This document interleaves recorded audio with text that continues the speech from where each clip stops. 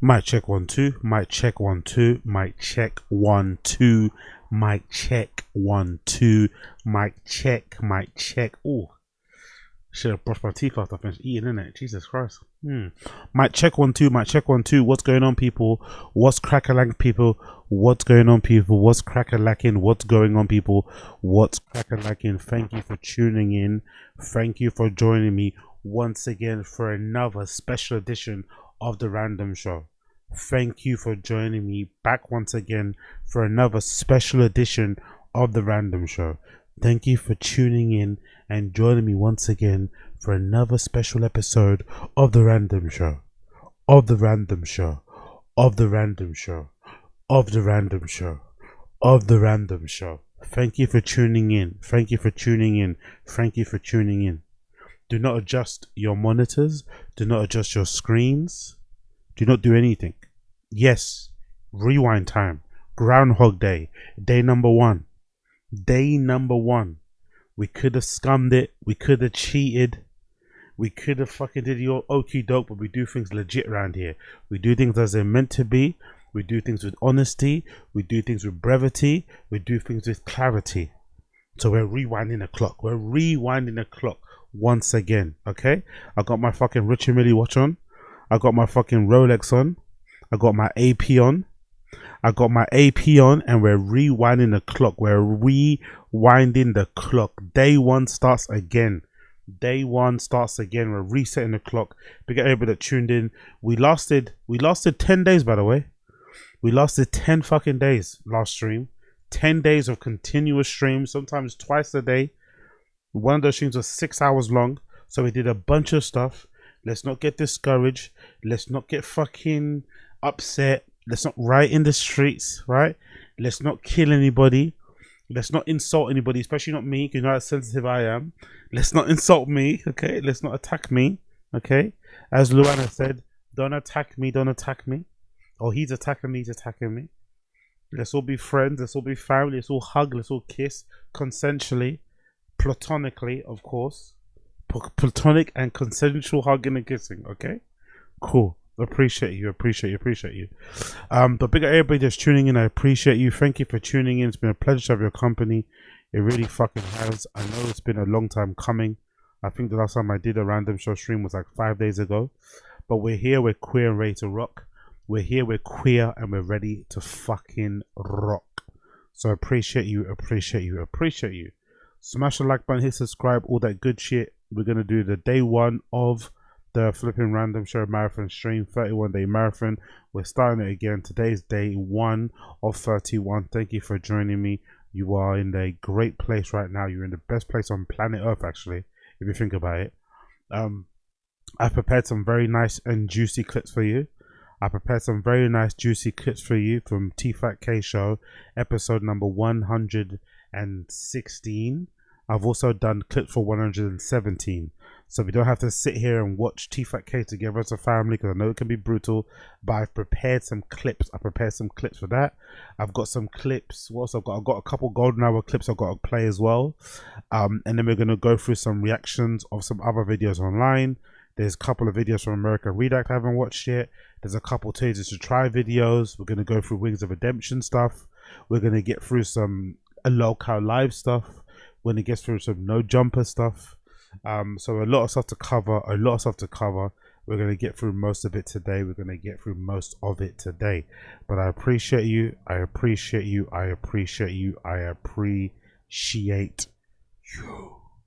Okay, cool. First thing I want to talk about is this.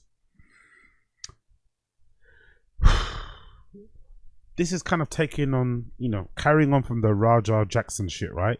Which I've already spoken about on Taz. Check that out already.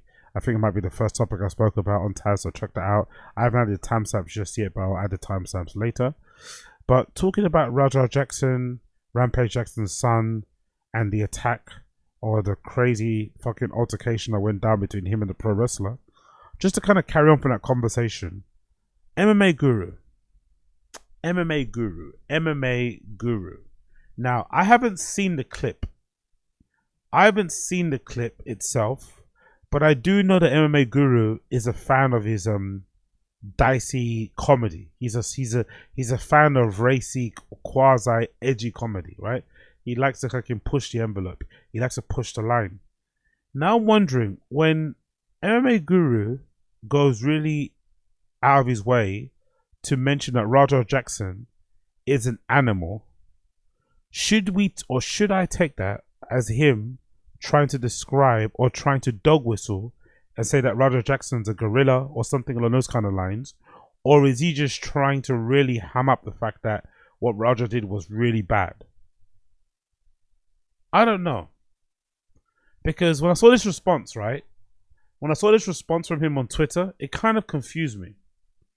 I was like, but so what are you saying then, you know? So this response on Twitter kind of confused me when it comes to MMA Guru. So MMA Guru said the following: when I see new people on my channel say things like Guru is getting cancelled for his Raja Jackson shit, but I've been this way openly to my audience for day one, so they know exactly who I am already. And I'm like, what does that mean though? Like, what are you like with your audience? I don't get that, you know? Really, you should be like stressing the fact that you're not racist, right? Really, you should be stressing the fact that if somebody got the impression that you were being racist for saying an animal that says more about them than it says about you, you should be maybe making that, you know, very, very clear and then continuing on, but almost kind of like playing with the idea. It seems odd. I don't know. Maybe I'm sensitive to it. I'm just like reacting to it in the wrong way. But I just thought this reaction was strange. Everyone's saying I'm racist, but because I'm racist to my fans and my fans know I'm a racist, then it's not a big deal. Like, what? I can't get, like, so what? You can't get cancelled? Like, not that I want him to get cancelled or anything. I just find the response from him very, very, very strange. Very, very strange. And it's not even on the scope of like, oh, getting my feelings hurt, feeling like I'm being fucking attacked or anything. It's just a strange way to do content. It's a strange way to approach it, because this Raja Jackson thing, like, even the staunchest BLM merchant, even the biggest fan of fucking Umar Johnson and shit, right? Even the most rah-rah fucking race person is not going to defend the fact that of what he did to that man. No one's going to defend the fact what he did to fucking Psychos too. Nobody. So you can go really in on Raja Jackson without dog whistling this racist shit easily. It's not that hard, you know? You know? I don't know. I just find it strange. It's a strange reaction. And then when you scroll down, the reply's even weirder. And again, don't get me wrong. I don't watch a lot of MMA Guru's content anymore, right? It's just, you know, it's a bit too, there's too much of that. I don't know. Maybe because I just don't like the character. I find it entertaining. I've loved his journey. He's gone from just being a guy just shouting into the abyss to now being a proper sort of like face in MMA media, which is fucking amazing. But I just think the whole character thing, you know, it's almost like he's playing a heel. I don't know. I'm not a fan of it. He's kind of leaning into it, which is obviously working for him. But I just don't, not the biggest fan of the character thing on YouTube in general. It's nothing to do with MMA Guru. I just think in general, I just don't like character people. I just like people just being themselves. I think the whole like, welcome to the news, like the whole Keemstar thing's a bit weird. So whatever, it works for him. I found his reply strange. And again, maybe it's because I'm not used to watching his content. I don't really get his sense of humor or something. I don't know. But I found this reply underneath to be even stranger. So somebody replied underneath there and said, they act like you're racist. They act like you aren't racist to every race.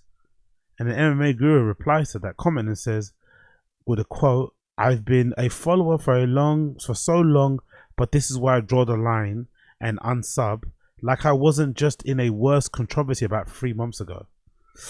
I don't know if you want to respond to a person who says, but you're racist to every race, so how can black people be offended? And then say that, you know? I think being racist to any race is bad. Whether you're being racist to white people, black people, whatever, it's not a good thing, right? You should probably not try to be racist, right? You know, was that a fair suggestion to say? Is that a fair thing to say? Maybe you should try not to be racist. Maybe you should try not to excuse or, you know, justify racism. Maybe you should try to be more informed, try to be more educated. Try maybe just to kind of use your words, and if you want to insult somebody based on what they did in action, you can just maybe insult them based on their action. What fucking Raja Jackson did to that wrestler was fucking crazy bad. Like legitimately, that's gonna maybe cost him his freedom. That guy might end up going to prison for that. You don't need to resort to racial insults to get your point across. I don't think so. That guy fucking hit this man while he's unconscious 20 times or something, right? I don't think you need to say, I don't think you need to kind of like lean on the fact that you think he looks like an animal. Like, what? Or dog whistle that he's an animal. Like, huh? I don't know. It's just a strange thing to say. It kind of reminds me a little bit of of what happened recently with that tennis player, right? She's arguing with some black girl that beat her, and the tennis player is saying, "Oh, you lack class, you lack education," and I'm like, are you saying that because the tennis player you're arguing with is black, or because you think that person lacks education in class? No, it's just strange. It's just sometimes you think to yourself, You have a gun? Yo, big up A Martinez. I missed you, sexy A11. Big up A Martinez. Missed you guys too. Appreciate you. Again, big up A Martinez. You're a legend. Appreciate you. Again, man, maybe I'm overthinking this. Maybe I'm being a flipping PUSSY. You know, maybe I've been watching too much Love Island. You know, maybe I'm too woke. I don't know. But I don't know, I found this whole conversation, I found the fact that he's doubling down on the fucking animal fucking insults and shit. I just don't know, man. I don't know if I like that kind of thing. I'm not gonna lie. I'm not just sure I'm comfortable with that sort of shit, you know? I don't know. But again, we digress. Little update about the Raja Jackson shit. Rampage Jackson was on stream, and some other streamer bumped into him and asked him about what happened, or asked him what happened with Raja. And Rampage didn't seem too happy about this kid asking him questions about the incident. Which again, I think is interesting, considering the incident itself was far worse than people trying to, you know, stream snipe you and ask you questions. I don't know. Who knows? Let's see the clip. Big up this account for posting it. Let's see. This is the most recent response that he's done. I think he's done a couple, but this is the most recent response. What's up with the Rogers? Who is Rampage? He's like a member Dude, this boy right? getting more clout by dudes tonight than girls. Hey, respectfully, shut the fuck up. You're right, 100%. No handshake on that. All right, respect. I'm a dad. Respectfully. I know, that's what. Respectfully, shut the fuck up. 100%. I'm dealing with this shit. I'm dealing with this shit. He's a dumb board. 100%, man. Respect, man, bro. That's why I said I apologize for even coming up. You can't make me wrong. I apologize for even coming up to you that way. I'm getting a lot of racist threats and shit, niggas. Coming up to me, come on. I'm getting a lot of racist threats. Motherfuckers talking about killing me and my whole family, nigga. Over something my son did, I ain't got nothing to do with it. What the fuck? I'm telling you, drop this shit. Hey, bro, drop it, bro, drop it. Put my number in your No, box, fuck bro. that, fuck that. No. I'm just telling you. Hey, no. What type of interviews he running? My apologies. I'm sorry about that. This fan. What's up with the Rogers? I'm gonna say this now before I get my actual point across. Fuck Rampage Jackson and fuck his son. Fuck Rampage Jackson and fuck his son. Fuck Raja, fuck Rampage Jackson. Rampage Jackson's the kind of guy that's probably gonna give you way more, like, this type of attitude that he has with this kid. He would never do this to a white kid. If Aiden Ross says this to him, because this kid's black, he's giving him more spice. He's almost coming to blows with this kid. Your kid is the one that nearly killed somebody in a fucking ring. You fucking dumb nut. I want to call him a name as well now. Now I want to go on my MMA Guru shit. Now I get why MMA Guru said what he said. Now I understand why MMA Guru said what he said. Like, fuck Rampage Jackson and fuck his son. On God. Because he would not respond this way if this kid was white. If that kid rocked up to him on stream and asked him about his son, he would not respond this way. He responded this way, got angry, and again, maybe this kid's high, maybe he's a bit drunk. I don't like how he's sticking his hands in Rampage Jackson's chest too much. I don't like that, I'm not gonna lie. I'm not the biggest fan of the hand. I'm not the biggest fan of how close he's getting to Rampage. It's a bit much. But he would not respond this way if this kid was black, if he wasn't black. He's giving him extra spice, he's giving him extra fucking aggression, he's being extra confrontational, he's being extra fucking combative, extra rude, because he knows he can get away with it because he's black. Because he can kind of put that bully boy fear thing. If this kid was white, he'd be all fucking teeth. He'll be trying to make it a joke, trying to say something nice, trying to say something cute. He never has this type of smoke when white people try and troll him. If you're black, you try and troll him, try and do a bit of banter, try and do a bit of ha ha hee hee. Suddenly now he wants to start he wants to start going ape shit. Big up fucking MMA guru. He wants to start acting like a fucking animal, right? Suddenly when you come up to him and you're a fucking ninja, suddenly now he remembers, oh shit, I want to defend my fucking family's honor. I want to get fucking aggressive. Brother, get aggressive with your son. Get aggressive with your son, bro. Or no, forget to get aggressive with your son. Give your fucking son a hug. Give your son a hug, bro. Do you have a gun? Big up Cloud. Welcome back, Bill8. I thought you were Superman, but apparently only Batman. Weary face emoji. Considering the topic, Cloud, considering the topic we're talking about right now, calling me Batman is so racially specific and correct. You gotta get a star for that one. Considering the topic, saying I'm not Superman, I'm more like Batman is both racist and a compliment. I'm the real Dark Knight, you get me? I'm the real fucking Dark Knight. Big up Cloud, big up Cloud. Yeah, I don't like this, man. I don't like this interaction. And again, rewind. Fuck Rampage, fuck Raha, or Raja, whatever the fucking kid's name is. Right? Bad name, change it. Big up A. Martinez. Rampage has always been a bully. Back in the day, I enjoyed watching him get KO. He always takes jokes too far. Since day one. Fuck Rampage. Ate him. You know what's weird? Big up A. Martinez. I don't really know much about Rampage, but he always kind of strike me, came across to me like a low IQ fucking Daniel Cormier, you know? If Daniel Cormier's family moved him out to the suburbs and didn't keep him in the hood, like, he's basically evil Daniel Cormier to me for some reason. I don't know why, it doesn't make any sense, but that's who Rampage was, right? So this is struck, yeah? So I always thought it was quite cool how when you go into the media thing, he kind of, you know, it kind of popped for him. I was happy for him for the media thing because he comes across a little bit low IQ, a little bit unintelligent. And again, that's not a slight on him, it is what it is. But I'm kind of happy to see him make this pivot into the media stuff, the podcasting stuff, studio streaming. Happy to see him winning. But now I've seen the content around his sons, how he treats that half Japanese son that he's got, how he treats Raja, the way he talks on camera, the lack of accountability, responsibility taken for the whole this situation, the fact that, you know, his son might be in prison soon and he's on stream in that. Like, I don't know, man. I just feel like your family's in disarray. Me personally, again, maybe because I come from a very traditional African family, and now that I'm getting older, I'm starting to understand, even though I don't agree with some of the stuff that my parents did to us when we were younger, especially me, when it comes to the beatings and shit, some of the things that they said resonate now. When you get older, you start thinking back to, like, oh yeah, shit, when they said that, when they said this. So one of the things I remember, you know, I'm sure some of you that, you know, have parents that are strict have heard as well, where they say, like, your children are a reflection of your household. Most of the time, how your children behave. And sometimes our parents would get so angry when you'd act out in public because you were basically embarrassing them to other children, to other parents, sorry.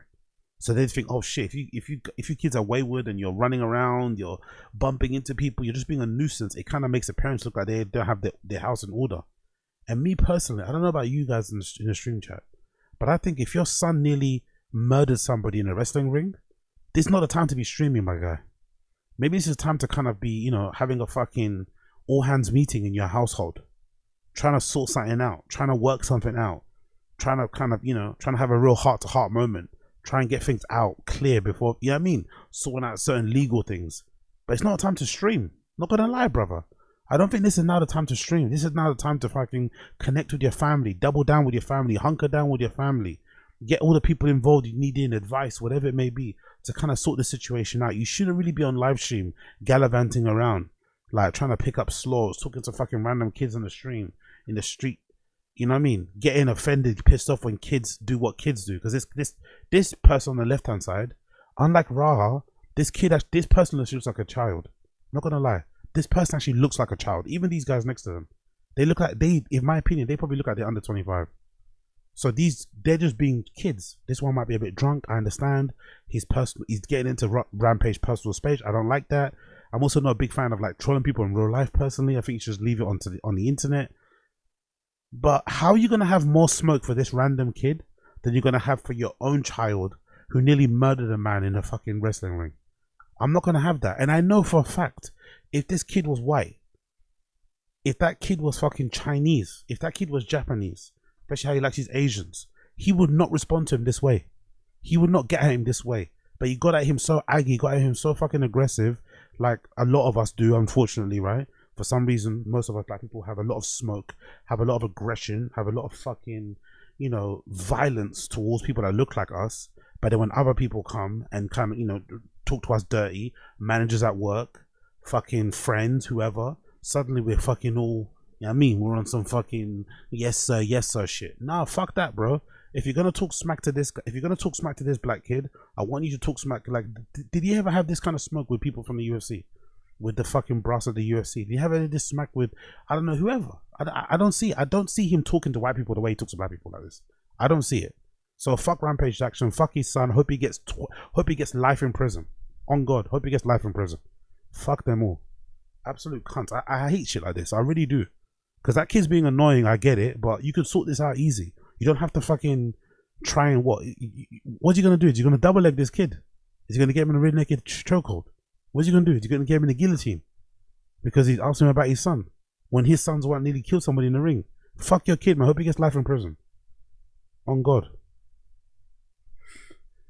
Anyway, I don't know why that fucking annoyed me. I was like, it's just like, bro, you're a terrible dad. Honestly, that Raha kid is like a fucking nightmare anyway. But you're a terrible dad. You know what I mean, this Rampage guy is a terrible dad. You can just tell by looking at him. Guy was out here humping fucking newscasters, punching. Like, you're a terrible dad. You can just tell he's a shit dad. That's why his kid ended up that way. It is what it is. Anyway, fuck that guy, man. Anyway, let's move on. I don't want to get too riled up. I'm already riled up. Anyway, let's just leave it as that. Oh. Anyway, let's go on to this one. Big up the Academy. Big up Academics' channel, the Academy. Even I have to be a little bit, I have to take a step back on this, because I said on Taz the other day that although I enjoyed Gunna's album, the last one, which was ironically named because it's his last album on a YSL, even though he's come out of prison, bus case from that YSL Rico, and Gunna's been dropping some of the best music he's ever dropped his entire career. He's definitely been producing or putting out the best music from anybody YSL associated. But because of his Yes Ma'am interview tape coming out or leaking, and the assumption that we all have that he's a snitch, I haven't been able to listen to his music the same way, which again is unfair, because who am I to judge him? I'm nobody. I'm not involved in the streets. I'm not in a gang or anything along those kind of lines. But more the issue with me was just so, it felt like a betrayal, because him and Fug were so close, and their relationship and their kind of artistry journey was like so intertwined. So it was kind of sad to see two guys who had kind of done so much for each other from the outside looking in, especially on Gunna's side, kind of turn on him in that moment of need, when really and truly looking back at it, and again, I'm not in Gunna's position, but considering the lack of, you know, evidence in the case, consider how many people kind of, you know, got plea deals and shit, if Gunna would have just sat down and not been so hasty, not been so nervous, not been so scared, he still would have bust case anyway. There was no rush. I don't even understand the need and the rush for him to, you know, fucking cooperate so quickly. But again, to be fair to him, he's a multi-millionaire. He was probably at some mansion somewhere getting fucking, you know, neck from a million Colombian chicks, you know, probably coming down from a 2C, and then suddenly you're getting fucking dragged into a police station. You know what I mean? It's a bit disorientating. You just want to get back to your life. I understand why he did what he did, but it was disappointing to see. And unfortunately, for me personally, for me only, it has affected the way I listen to his music. Even though I can say objectively his music is fucking high level, it's fucking amazing, he's making some of the best stuff he's ever made. I don't think any of those people associated with YSL have dropped anything close to what he's dropped. You just can't listen to the same, because he may have snitched. And obviously Young Thug's, you know, statements haven't helped. Young Thug's lack of support for Gunna hasn't helped. Everybody else in Atlanta basically turning their back to Gunna hasn't helped. The fact that if you've got eyes, you would notice Gunna's kind of on his own. He's not really hanging out with anybody. If you notice, by the way, he kind of stays with his own little crew, with his fucking producers, with his team. But you don't really see him with any Atlanta guys, with the exception of maybe Offset. You don't really see him with any artists, really prominent ones, with the exception of the Afrobeat guys. But when it comes to Atlanta people, when it comes to anyone to do hip hop, they're not involved in it whatsoever, with the exception again of Offset and some Afrobeat guys. So it's kind of sad to see him like on his own. He's kind of been abandoned by the industry, abandoned by the scene. Well, this development's gonna blow your mind. Somebody has leaked an interrogation tape of Young Thug giving evidence in 2015. And I'm not gonna lie, this interrogation tape footage is bad. Because if you're somebody that's meant to be from the streets, if you're somebody that's in the gang, essentially, in my opinion, although I don't agree with that lifestyle, I think if you decide to go down that path and become a gangbanger and become a fucking career criminal, part of the tenets of it is that you just have to fucking, you do the crime, you do the time. I just don't believe in it. I just think this shit is so, it's just unfair to the people involved. You all fucking agree as grown adults to conspire and do whatever you're doing, whatever madness, knowing full well the risk and rewards that are involved in it. And the moment you get hammed up, you want to start squealing and pointing fingers. You're a terrible human being and you can't be trusted across the board. So I just don't think it's cool. Rather stay in school, whatever, work a regular job like all of us. But if you go down that path and then you decide to, cooperate, it's a bit weird. So when I heard this tape, the clips, it confused me because the Gunna thing, people say he didn't really snitch because everybody else said what he already said. And he only confirmed that YSL was a gang, which already is too much talking. But again, did he actually put anybody in jail, in prison with what he said? Which I think is a weird stipulation when it comes to snitching. I think snitching in general is just talking to the feds. Personally, from where I come from, just any communication that goes above no comment, where's my lawyer, is snitching, in my personal opinion. There's no other conversation you need to have with a police officer. I don't really think you do. Maybe I come from a different place, but I just don't think that's necessary. So to see or to hear an interrogation tape of Thug having a conversation and offering up information and insights and theories of people is just so upsetting, man. I'm not gonna lie. Let's play the clip.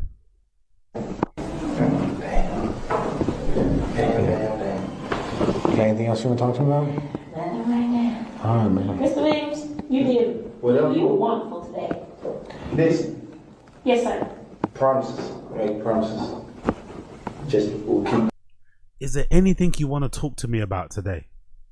Promises. Promises.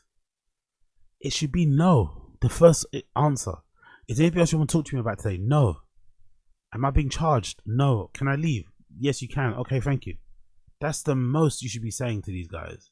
You shouldn't be fucking talking about promises. Like, what? Come on, Young Thug.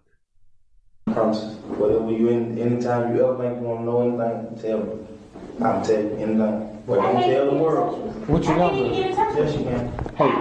I don't have your number. Whatever. Well, give it to me. If you ain't give it to her,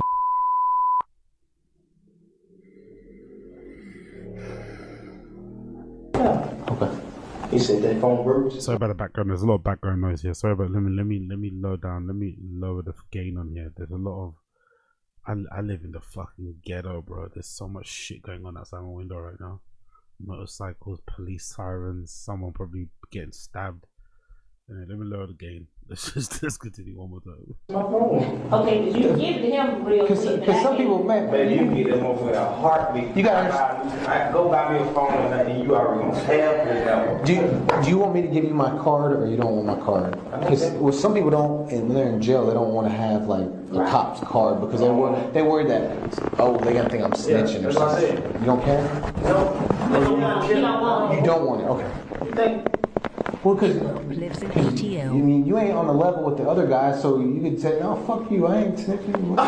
You know what I'm saying? Oh, fuck you, right? Yeah, I'm saying you on a different level. Actually, you know what? Before we continue, let me actually go on the Academics TV Twitter account because I think they actually have a clip, so we can better hear and understand what's going on. I think they took one clip.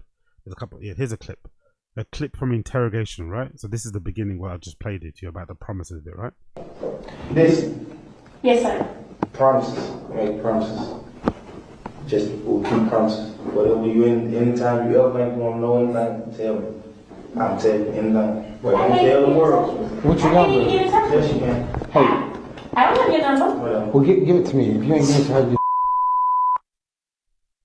So, take this with a pinch of salt, because Academics TV is obviously, you know, a platform run by Academics and his team, and DJ Academics is obviously good friends with Tekashi 69.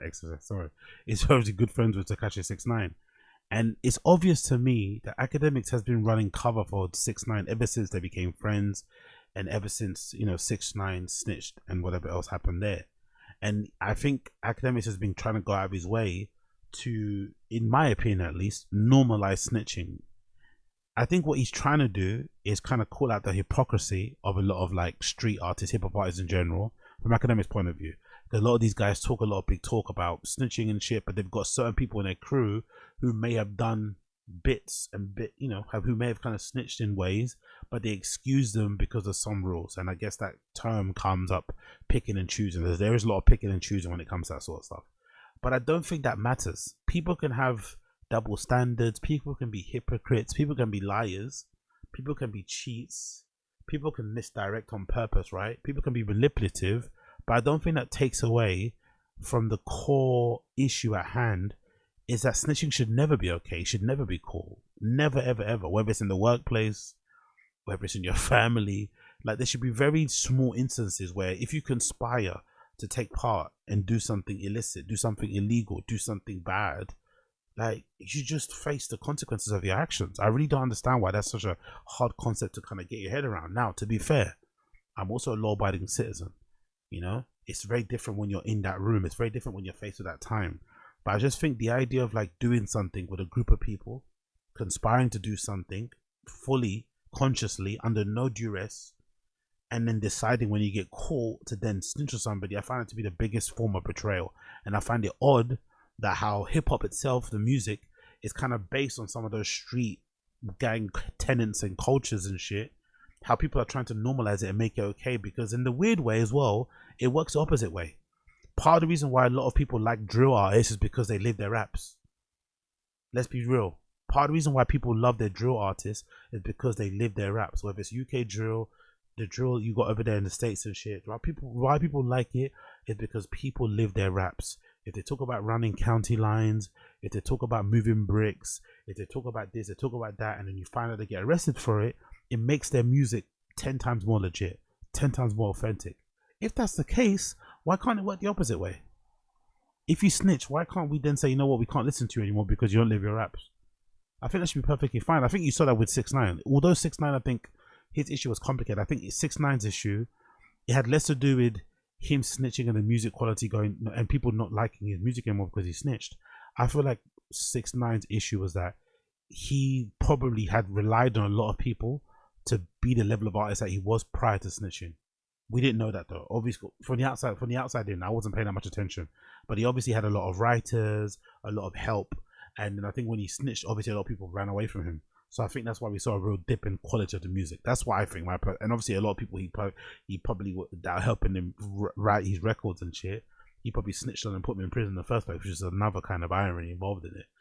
I still can't get my head around how the US law system works, by the way. Tekashi 6ix9ine was allegedly conspiring to put out to put a hit, or he did put a hit out on fucking Chief Keef, right? He paid the guy the money to fucking kill Chief Keef. Unfortunately, it didn't happen.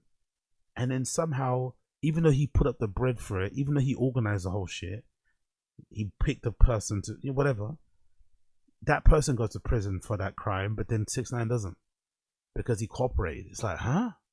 That was on the that fucking flabbergasted me, that part of the trial. I was like, how does that work? How do you hire somebody to kill someone on your behalf? It's not successful, but still that person goes to prison, but you don't go in prison for that long.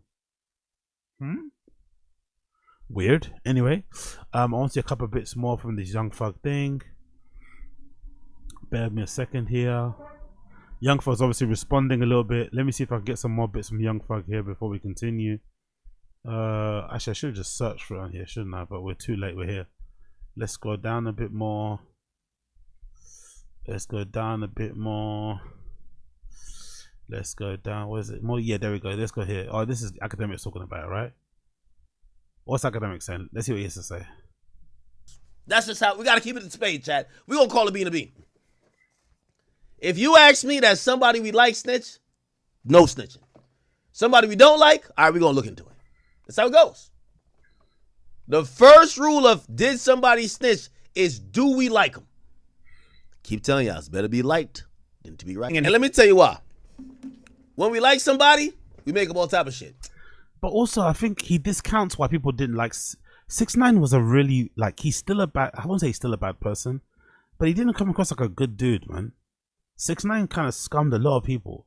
Even the recent controversy he had with the Steve Will Do It guy, who hooked him up with Kick and shit, got him deals. Like, he's a bit of a bad dude, 6ix9ine. Like, he, you know, I think a lot of the sentiment around him went pro snitching.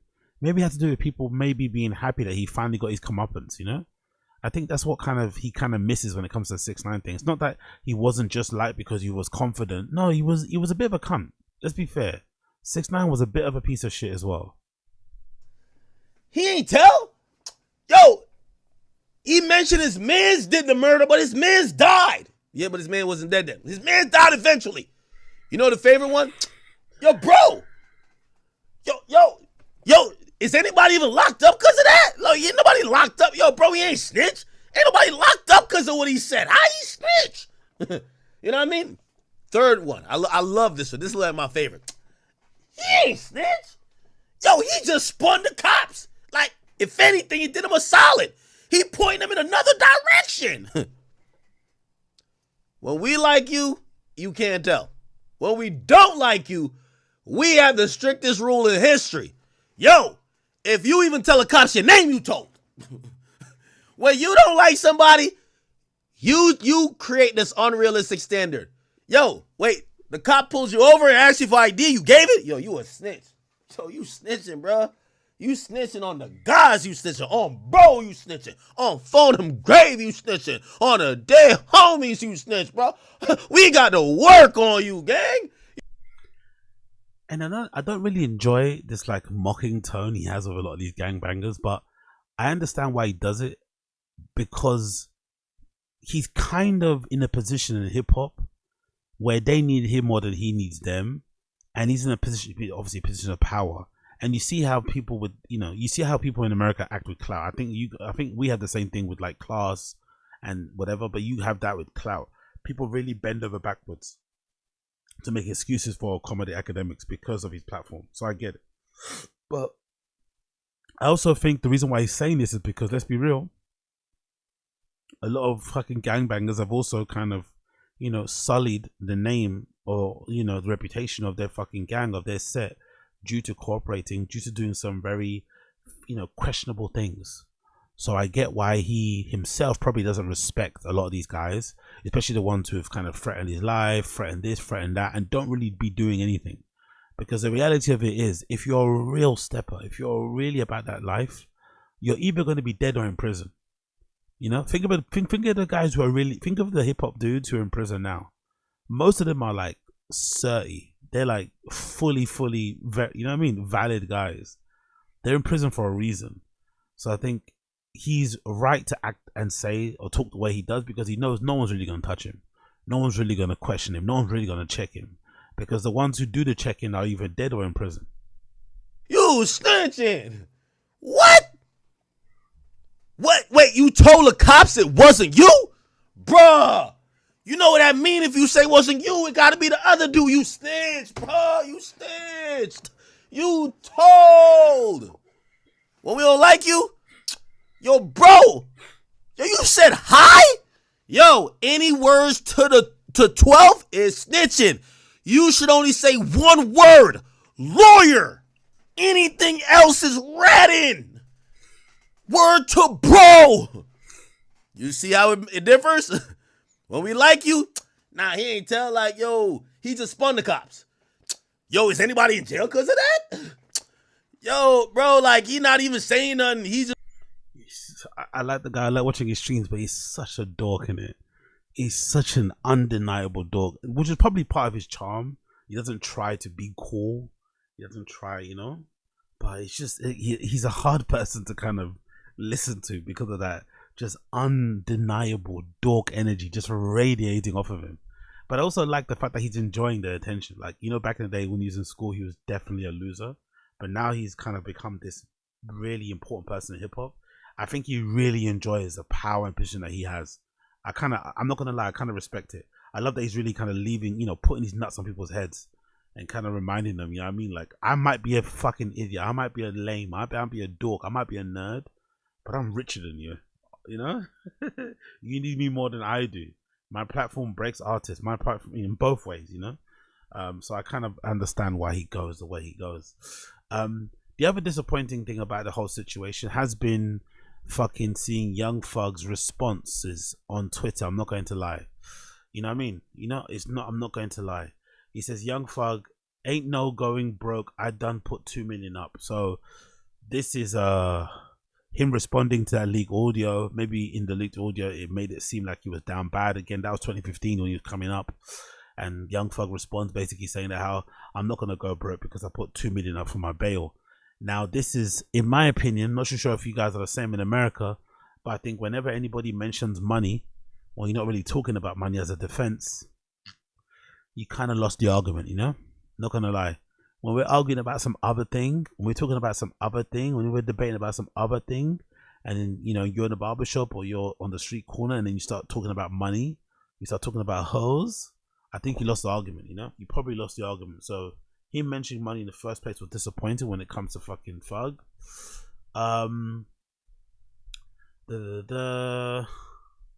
Yeah, look, see, what's this one?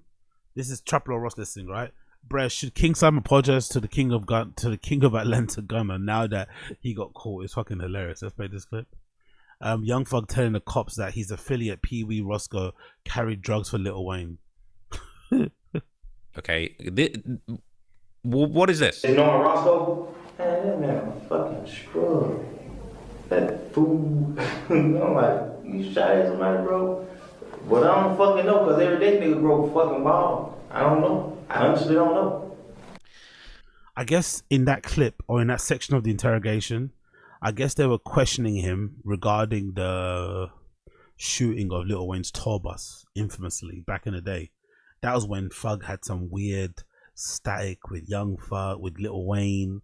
But at that time, Birdman was like, I didn't understand that relationship because, you know, Thug was kind of threatening and trying to bully Lil Wayne, but at the same time, Birdman was sort of like, you know, being a mentor to him at that time, rich gang shit. So I don't really understand that whole thing. So I guess he said what he said about his guy Pee Wee Roscoe as a way to kind of say, oh, how can me and Lil Wayne be beefing when Roscoe's the one who kind of carries their drugs and is with them in the side? Brother, why are you offering this information? Why are you telling people this? You know, this is not good. So that's already concerning. Let's keep on scrolling up. We spoke about that already. Let's keep scrolling up. There's a couple more responses here from Thug. Thug responding to the interrogation video. He says, they didn't play my interrogation video in court because I helped my brother. Hashtag ratware. The DA kept objecting to letting it in. Hashtag facts. Thugger Daily says he retweeted that. Little Duke speaks on the Young Thug thing. What did Little Duke say? Little Duke said, just heard this nigga say I broke his heart.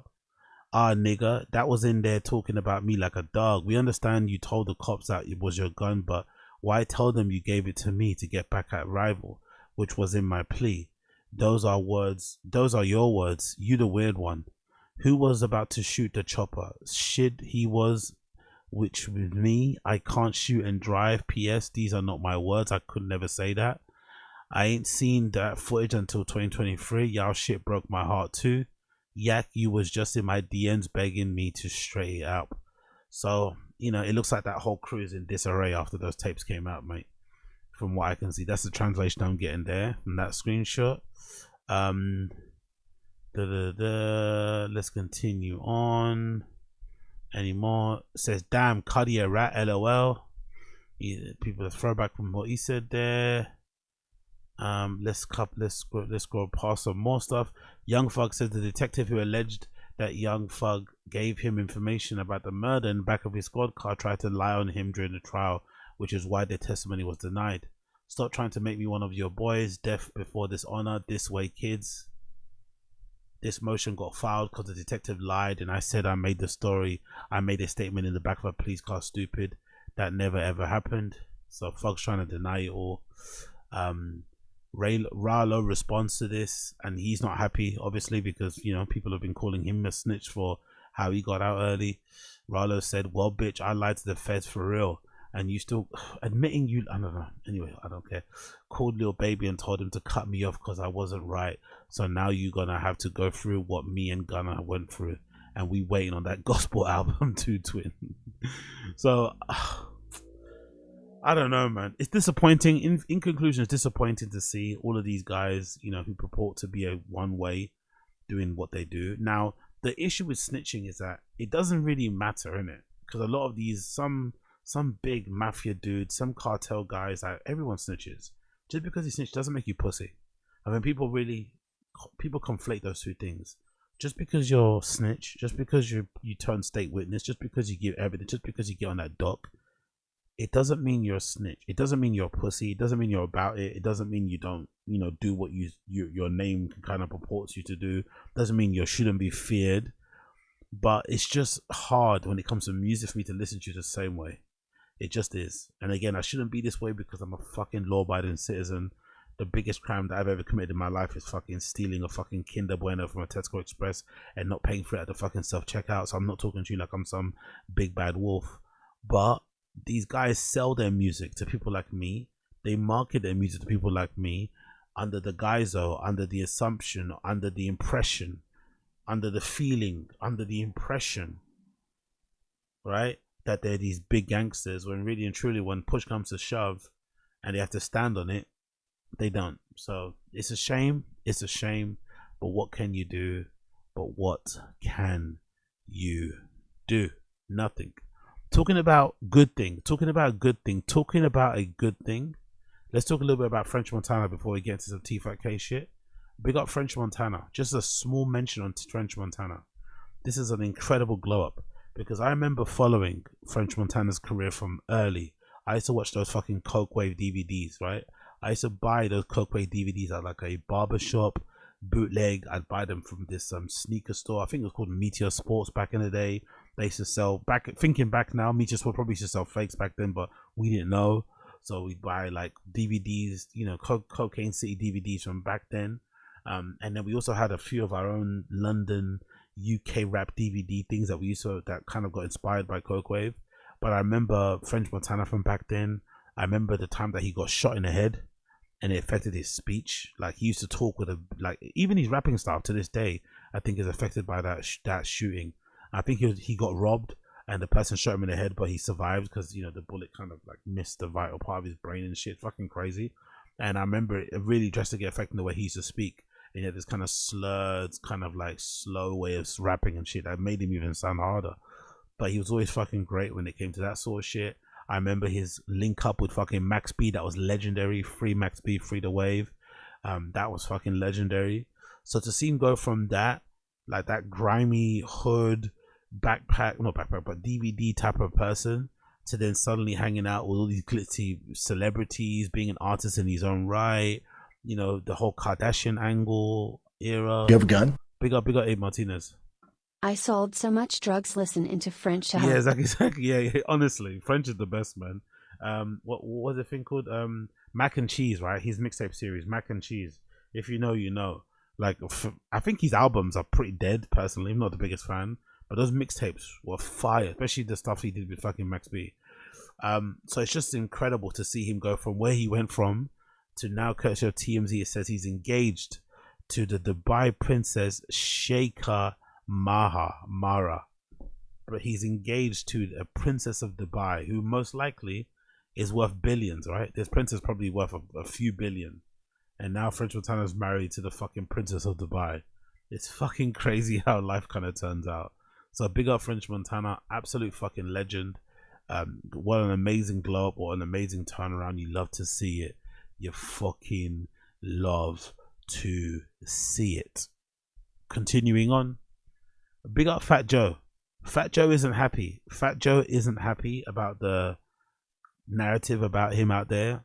For some reason, don't ask me why, a lot of YouTubers, a lot of content creators have kind of latched on to this idea that Fat Joe's a liar, and they're now pulling up clips from his interviews, because Fat Joe does really good interviews, let's be fair. He's a really good storyteller, but he does tell some tall tales, and people are now pulling some of those clips, compiling them together, and you get this huge compilation where you see him, you know, making some claims that you would imagine kind of sound a little bit so yeah, it's been funny to see the internet just finally realizing that Fat Joe lies.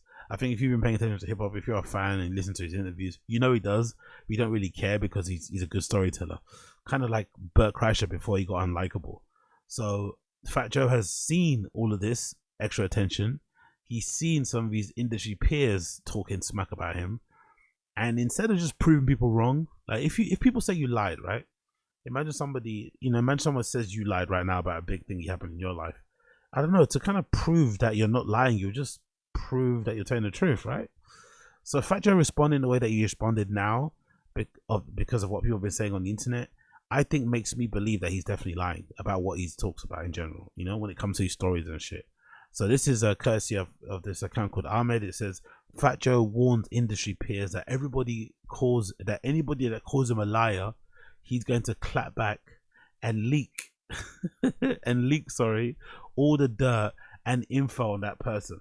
So instead of just proving people wrong that he doesn't lie, he instead is going to then, you know, release some information about other people and the other dirt that they got up to, which I think is a real scumbag move, by the way. People just calling you out to be a liar. If you're not a liar, please prove that you're not a liar. It's, by the way, the days, I'm not talking about the bottom feeders if you got 2 or 3 followers or whatever. But the days of somebody thinking Joe Crack is too big to respond to them, as of this day, it's over. And I don't believe that you guys, it's a trend to say cap or whatever, I don't believe that you guys want to really fuck with me. Because he's mad. Any of you guys play with me, I got so much damaging shit to make you want to cry. You want to kill Fat Joe if you make me slap back. It's clap back, but how can you be this angry if people are calling you out for lying? Just prove that you're not lying, brother. It really shouldn't be that difficult. You do not, all you guys, I'm telling y'all right now, I know I'm a podcast, I'm a media, we the biggest in the game. So, you know, some of these old school dudes that, you know, got some validation, you know, if you want to take swipes at me and think you going viral and all, I'm not going for it no more. I don't think you niggas want to respond. You know, the responses come heavy. So, you know, for the most part, I ignore everybody. But when certain individuals want to hop out and think they're going to get some click, I got to give you that sense you just don't know what happened right here, ladies and gentlemen at home. He watching the show. Somebody said something, and he caught it. They thought he didn't catch it. He's the comment. He's in everything. Right. You never think he's looking at. He saw it. I saw it and I'm letting you know I had to get that off. All right, Jada, let's relax, Jada. Jada glazing Fat Joe like Lush glazes Adam 22. Let's relax. Listen, guys, a lot of you guys, you know, you can be competitive or whatever, but you guys, you're not like me. You're just not like me. So the cap is fun and all that, and I play along with, I'm a team spirit. I came up here to entertain the people. You call me cap, stinky leg, whatever the fuck you want. But when you're a person I personally know of some type of stature, and you try to make a joke about me to make me look crazy to everybody, be careful what you wish for. But you make yourself look crazy because you lie so much, brother. Come on. Because all you guys, you all got beat up and chased everywhere. I know everything. Damn. Okay. Now those people are definitely going to shut up, right?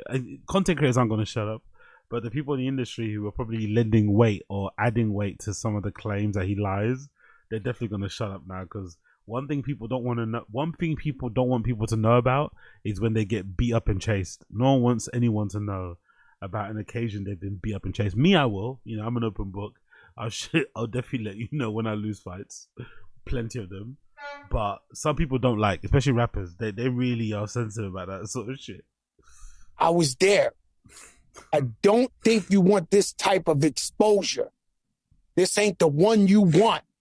And believe me, the internet ain't gonna say it's cap when I say that shit about y'all. Let's proceed with the positivity. After 25 years, you know what I mean? Beat people up all the time, but get back in. We get the point. They got it. They got, y'all know better. Don't fuck with my man. You heard him, right? Flowers on the casket of all those who opposed to squatters. I'm telling you right now, verbal intercourse. Okay, there you go. Open threat. If you try and co-sign the narrative that Fat Joe's a liar, he's going to expose the fact that you got beat up and rushed. Which does, I think, proving the fact that he lies, you know, weirdly enough, that proves that he did in fact lie. Last clip before we move on to Tfatk shit. OnlyFans model WOESENPAI exposes Lil Baby and Lil Yachty, alleging they slept with her and that Lil Baby even allegedly paid off her car to be with her. Now, one thing I don't get about this, right, is there's no big mystery or exposure here because Lil Baby's been very open about his tricking. Big up G-Dora, big up G-Dora. Makes sense the mushmouth liar is in bed with Baba. Exactly. I didn't mention that, by the way, but great mention. Exactly. Makes complete sense why they're in business together. Makes them. By the way, is he on the Instagram yet? What's it called again? The Fat Joe hair dye. What's it called? What's this shit called again? Rewind it. There you go. Is he on the Instagram? Because for a long time he wasn't Rewind it, right? He wasn't on the. There we go. He wasn't on the fucking Instagram. Is he on there now? Let's see if he's on there. Can you even buy his brand? Can you even buy his fucking color? Look at them trying to fucking like farm by posting a picture of fucking what's Taylor Swift? Oh, because Travis Kelce, I guess, is signed up to them and the ambassador. But yeah, I can't find it. Let's see. Is Brendan on the fucking site yet? Is Brendan on the site yet? Because last time I checked, he wasn't on there yet. Is Brendan on there? I don't see him. Beard, he's not there. Hair, he's not there. Weird, isn't it? Our crew, all. Let's see. Meet the crew. Meet the crew. Is he part of this? DJ Khaled, Fat Joe, Travis Kelce, Tyson Beckford, Nori. This guy, Wonder Boy, whoever that guy is. That guy. This is a YouTuber, right? No, Brody Jenner. Who's that again? No idea who that is. Who's Brody Jenner? Is he a part of the Jenner Kardashian family? I'm not sure. And that's it. But no one else. No Brendan. Where the fuck is Brendan? So what's going on? Is Brendan an ambassador or not? Let's say shop beard. Is Brendan's fucking one available? No. Not. Jesus Christ! Look at this guy's face. Let's go shop hair. Brendan there? No. Let's go. That's it, right? Fuck. What's happening then? What type of collaboration is this? What type of ambassadorship is this?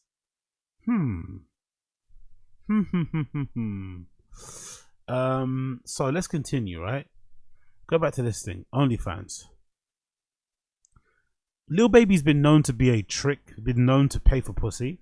So it's no surprise. He's proud of it. That's what he does. I'm just wondering, right? When it comes to the woman, when it comes to the sex worker, why is this a thing? Is the clout way more? Is the clout worth to her? Is the clout worth more to her than the money? Because surely if you've got a client like Lil Baby, who probably pays you a good amount of money, why would you want to burn that bridge by exposing him? Don't get me wrong, you know, I'm sure the exposing isn't going to burn the bridge. He's probably still going to be texting her tomorrow trying to, you know, fuck and stuff. But it's really strange that a lot of girls tend to do this. Like some famous person will hit them up in the DMs and they'll fucking take a screenshot. Oh my God, I can't believe this guy's DMing me. It's like, I don't know, try and get some money out of it. Try and improve your life. Try and get some life advice. Try and get a fucking famous friend. Like, why are you exposing this person on social media? Like, that short dopamine hit of having people follow you and like and comment, surely that's not going to pay the bills. You know, that's not going to keep the lights on in your house.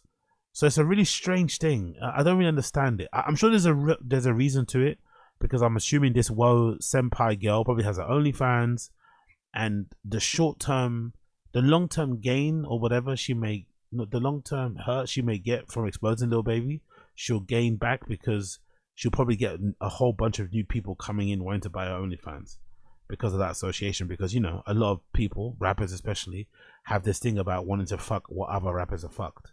So that probably helps. But I just find it odd that she'd expose him, you know? I really find it odd. I really find it odd because, you know, he's paying you a lot of money. Why would you want it to continue? Why would you expose him for likes when likes don't pay the bills? But again, what do I know? Absolutely nothing. Absolutely nothing. Cool. Let's get some Tfatk shit. So I've got a lot of stuff to get through. A lot of stuff to fucking get through. A lot of stuff to get through. So first of all, before we get through Tfatk stuff, let's take a step back into my library of streamable clips. And let's go to the first thing I want to talk to you guys about, which is this. A clip taken from an episode of Bad Friends. A clip taken from an episode of Bad Friends with Bobby Lee and Andrew Santino. This is a clip taken from Bad Friends with a guest starring Joe DeRosa that I clipped here. And in this clip, the title is Bobby Lee brags about cancelling shows last minute because he doesn't feel like it and would rather watch Lord of the Rings. I'm just wondering, if you're a fan of Bobby Lee, wouldn't this bum you out to know that the shows that he cancels last minute, which he's notorious for, he didn't cancel them for any good reason. He just canceled them because last minute the company doesn't feel like doing them. They do that in New York sometimes. Like, you see guys at the Cellar do it. They don't do that here. And so DeRosa was like, I'll go on stage with you. And I was like, that could be fun. Yeah. Because I was like, I'll get you a spot. He was like, no. So he took my spot. He took yours, and who else canceled? Someone else dropped out. Yeah. Yeah. I dropped out. I wanted to, you know, I know you're going to talk about it, but I wanted, sometimes I'll just go, I'm not going to do it. I'm going to hang out. I watch Lord of the Rings with a friend. Spots? Yeah. Yeah, I get it. Yeah. I canceled last minute, but thank God DeRosa took my spot. So in this case, right, do you think someone like a Bobby Lee, do you think he does this because he's kind of afraid partially of becoming successful anyway? He's afraid of the pressures that would bring, the workload it would also require. So he kind of purposely self-sabotages himself?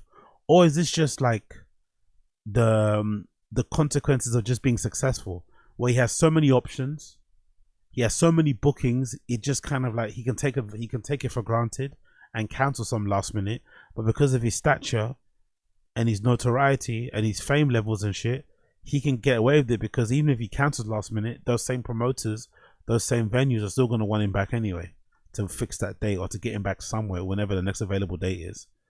So I don't know who's at fault here, but I just think it's very strange when you're a professional stand-up comedian and you sell tickets to your shows and then you just don't turn up to the shows. Like, that's kind of crazy, man. Like, when your fans pay a good amount of money to travel there, a good amount of money for the ticket, good amount of money for the childcare, good amount of money for whatever, meals, hotels, and then you cancel last minute. I think there's a lack of I think it just applies in general anyway with this new era we're in. There's a lack of professionalism when it comes to entertainment, you know? I saw recently news, this is from a few weeks ago, that Deutsche, right, cancelled a whole bunch of European dates. She cancelled a big date here in London for a festival called All Points East. A lot of my friends went to that festival, and many of them, to my fucking chagrin, many of these motherfuckers actually decided to buy tickets at All Point East, which are very expensive. I think 100 plus whatever per day for the 3 days. I think a lot of these people specifically bought their ticket to All Points East because they were looking forward to Deutsche to perform. And then she cancels last minute with no fucking explanation, no nothing, just cancels. I think that's super disrespectful for your fans, especially for paying tickets. If it's a free event, you know, whatever. Even though I still think if you promise someone something, you should follow through. But I think if it's a free event, you know, whatever you get, when you get it, enjoy it. But I think when it's a paid event, when you're a big artist, when you're a big comedian, I think you owe it to your fans to fucking show up. I think you really do. It was great. People. Did he go? So he went up at 10. We went to the first spot together, and then we went to the store, and then I went up solo in the main, and then we went up together in the OR. But what I'm saying is that on stage, I heard you were. So yeah, I don't know. He does this a lot. This is part of his charm. I know when I check out the Tim Dillon Reddit from time to time, I'm a big fan of Tim Dillon. Pick up Tim Dillon, pick up his Patreon. Make sure you sign up to his Patreon. I do see a bunch of people complain because Tim Dillon is known to cancel shows last minute, and people complain a lot about it. And and again, he's sober now. He doesn't do drugs, doesn't drink or anything. You know, he kind of keeps himself and shit. And he just sometimes will admit, I just woke up and wasn't feeling like it. And I just feel like, I don't know, this is something you only hear nowadays. I think in the past, in days gone by, I think a lot of our greats, a lot of our legendary comedians, legendary artists, legendary whatever, entertainers, I think a bunch of them must have worked through the pain. They probably were going through crazy depression. Maybe a parent died the day before, on the morning of, you know, someone divorced, and they still just turn up. And when the fucking, you know, when the lights come on, when someone says action, they're straight into it, you know, no questions asked. So I think there's something kind of soft about the era we're living in. And I also think that Bobby Lee is taking advantage, or taking for granted, the opportunities he's been given, and also taking for granted that he's got a very diehard fan base. They love people that love Bobby Lee, people that love Bad Friends. They're not gonna be dissuaded. They're not gonna be turned off by Bobby Lee not appearing on shows. If anything, I'd imagine if you're a real Bobby Lee fan, you're most likely going to be more infused, more empowered. You know, you're probably gonna like the fact that he doesn't turn up. It's probably gonna add to the mystique, add to the mystery, you know, add to the fucking allure that he doesn't turn up for some shows. I just couldn't do it, you know. It would break my heart if I paid for a ticket to go see someone perform and no one's there. It would break my fucking heart. It really fucking would. Yo, big up High Def, big up High Def. Thank you for the gifted membership. You're a legend. Big up Blood Clot High Def, big up Blood Clot High Def. If you received a membership from High Def, make sure you thank High Def in the string chat for the membership. Powerful bunch. Big up High Def. Appreciate you. Big up Ryan Harty. I was at a Bad Omens concert and they cancelled the show they were supposed to perform. It was nuts. Hold on. Ryan Harty, they cancelled when you were Powerful bunch. Ryan Harty, Bad Omens cancelled while you were at the show. So what? The opener performed, whatever happened, and then they just didn't perform. They just didn't come out. Were they in the building? That's pretty crazy, to be fair. Powerful bunch. That's a piss take. I'm not going to lie. You're at the show. You're there. And they don't turn up. They darken the fucking lights and shit. They set everything up and then they just don't show. That's Powerful bunch. Cancelled. Okay, cool. Big up LB. I think he's on about Comedy Store spots. They weren't his headline shows. Ah, okay. Fucking hell, LB. You should have said that before, man. Maybe I wasn't listening. Fuck. Powerful bunch. Big up LB. I went on that fucking rant and I just might have completely misunderstood the clip in it. Shit. I went on that long fucking rant about honoring your fans, turning up the shows, and I just might have completely misunderstood the clip. Well, I guess this will be my this will be my unique clip. I'm gonna clip this later. This will be my unique clip. I'm probably gonna get a lot of hate on this, so make sure you check out the channel. When I clip this up, I'm probably gonna get a lot of hate because I completely misunderstood the point of what you're saying there. Big up LB. Big up LB. Next one. Bobby Lee and Andrew Santino, carrying on for the last point, jokingly complain about the amount of weekly spots they're offered by the stand-up comedy club promoters. This is Bobby Lee and Andrew Santino complaining about the abundance of spots they get offered. Kind of crazy, man. Kind of crazy. Right. I go, but this one, the cherries, come on, dude. That's my lighter. That's your lighter. Yeah. Cherry boy lighter. Yeah. Anyway, well, I did not. Yeah, now I get why it comes around. It always comes back. Yeah, What, are you drinking coffee? Iced coffee? Yeah, why? You never have coffee this late. What's the line of questioning, pal? You got something going on later tonight? I have a couple of shows tonight, guy. You gonna cancel those too? No, I'm gonna be there. I'm gonna be there because if I don't, one of they cry, and one of them. Who, the fans? No, it's guys, the promoters. Oh, the promoters. Yeah, if people don't know about the LA Comedy Game now, 70% of it is promoters. I'd say. So you'll get like 6 guys. There's like 6 guys. There's one girl that's really good. Sarah Mello. Oh, she's the best. She's the best. Yeah. But there's a couple of guys that are a little they're like student loan people. Loan sharks. Loan sharks. Yeah. Like, or if you leave the Mormon church, right? They constantly call. They're gonna come get you. Yeah. Like, oh, how come you haven't been back to the sermon, buddy? Where It's are been you? 2 years. Where are you and why are you not here? Yeah. And and here's 17 dates. Can you please do one of them? Yeah.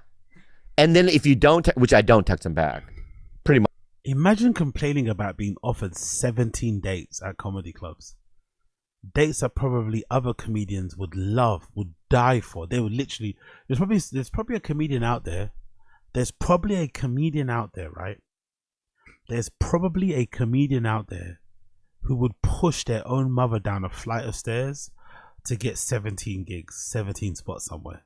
And these guys are complaining about their club promoters essentially spamming them, stalking them to fucking play at their clubs. They complain about it. Honestly, it's so interesting, the contrast. There's probably some comedian somewhere out there who's been, just now by the way, because it's about nearly 1:30 a.m. here where I am at.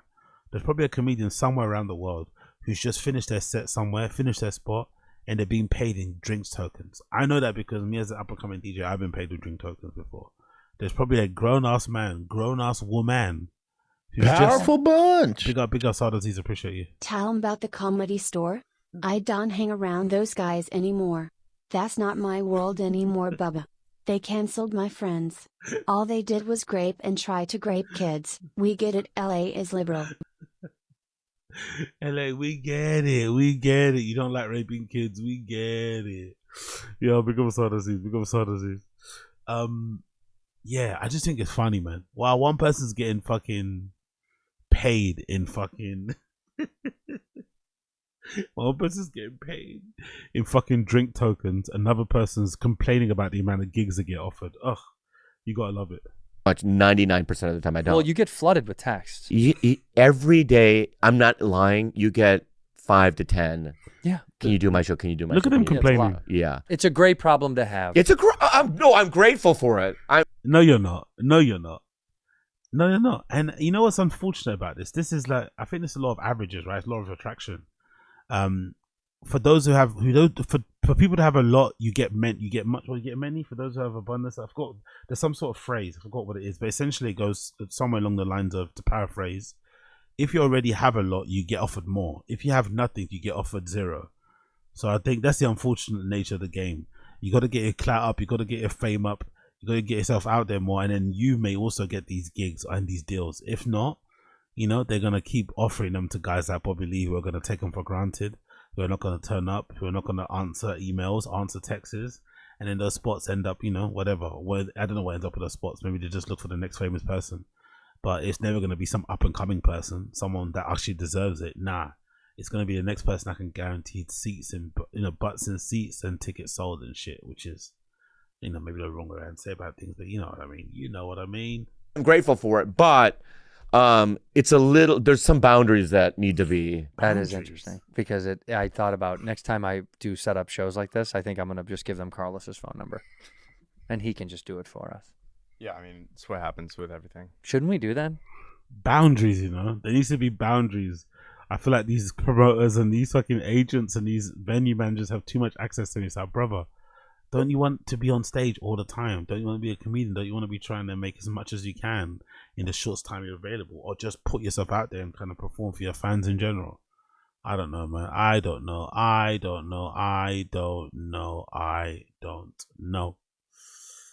Big up Brian Harty. Has Brendan Cooney asked you to come on the 25 stream yet? Brian Campbell said he's down. Who's Brian Campbell? Why does that sound familiar? I don't know who Brian Campbell is. But yeah, I'd be down. Why not? I'd be down. I'm got a new M4 MacBook Pro. I'd be down. I couldn't do the whole 24 hours though, but yeah, I'd be down to do a portion of it. I don't know who's Brian Campbell. Why does that sound familiar? Who's Brian Campbell? That Brian Campbell name sounds familiar. But yeah, big up Ryan Harty Stilos. Oh, that's the one. Cool, Brian Campbell. Yeah, that's the one. Sorry. Yeah, okay. Now I reckon. I was like, who's Brian Campbell? Why do I recognize him? Cool. Yeah. I'll be down. Why not? I'll be down. I'll be fucking down for that. Next clip. I'll probably be in the chat anyway. When they do it, I'll probably be in the chat. I'll probably check it out. When's it happening? That fucking 24-hour stream. When's it happening? I'll probably check it out anyway. See what I'll go on for it. But next clip. Joe DeRosa, whirlwind of W's during his first 3 years living in LA, the L's he received during the last 3 years during COVID and Me Too era. So this is just a random clip.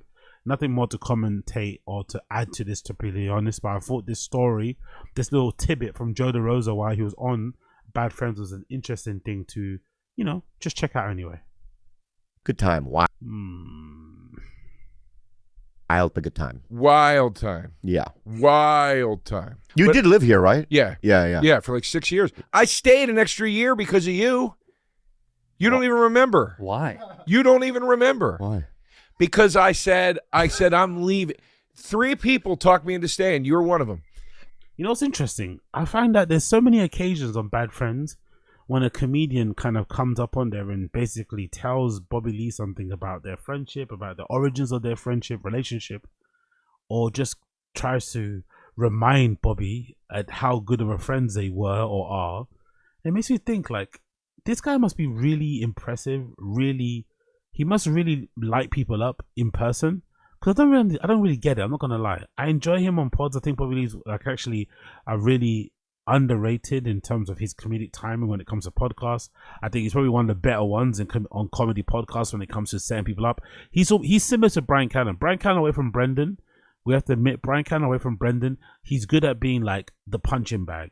He's good at setting people up. Like, that's a talent as well that you don't really see on a lot of podcasts. Everyone wants to be the A mic. Everyone wants to be cool. Nobody wants to kind of, fucking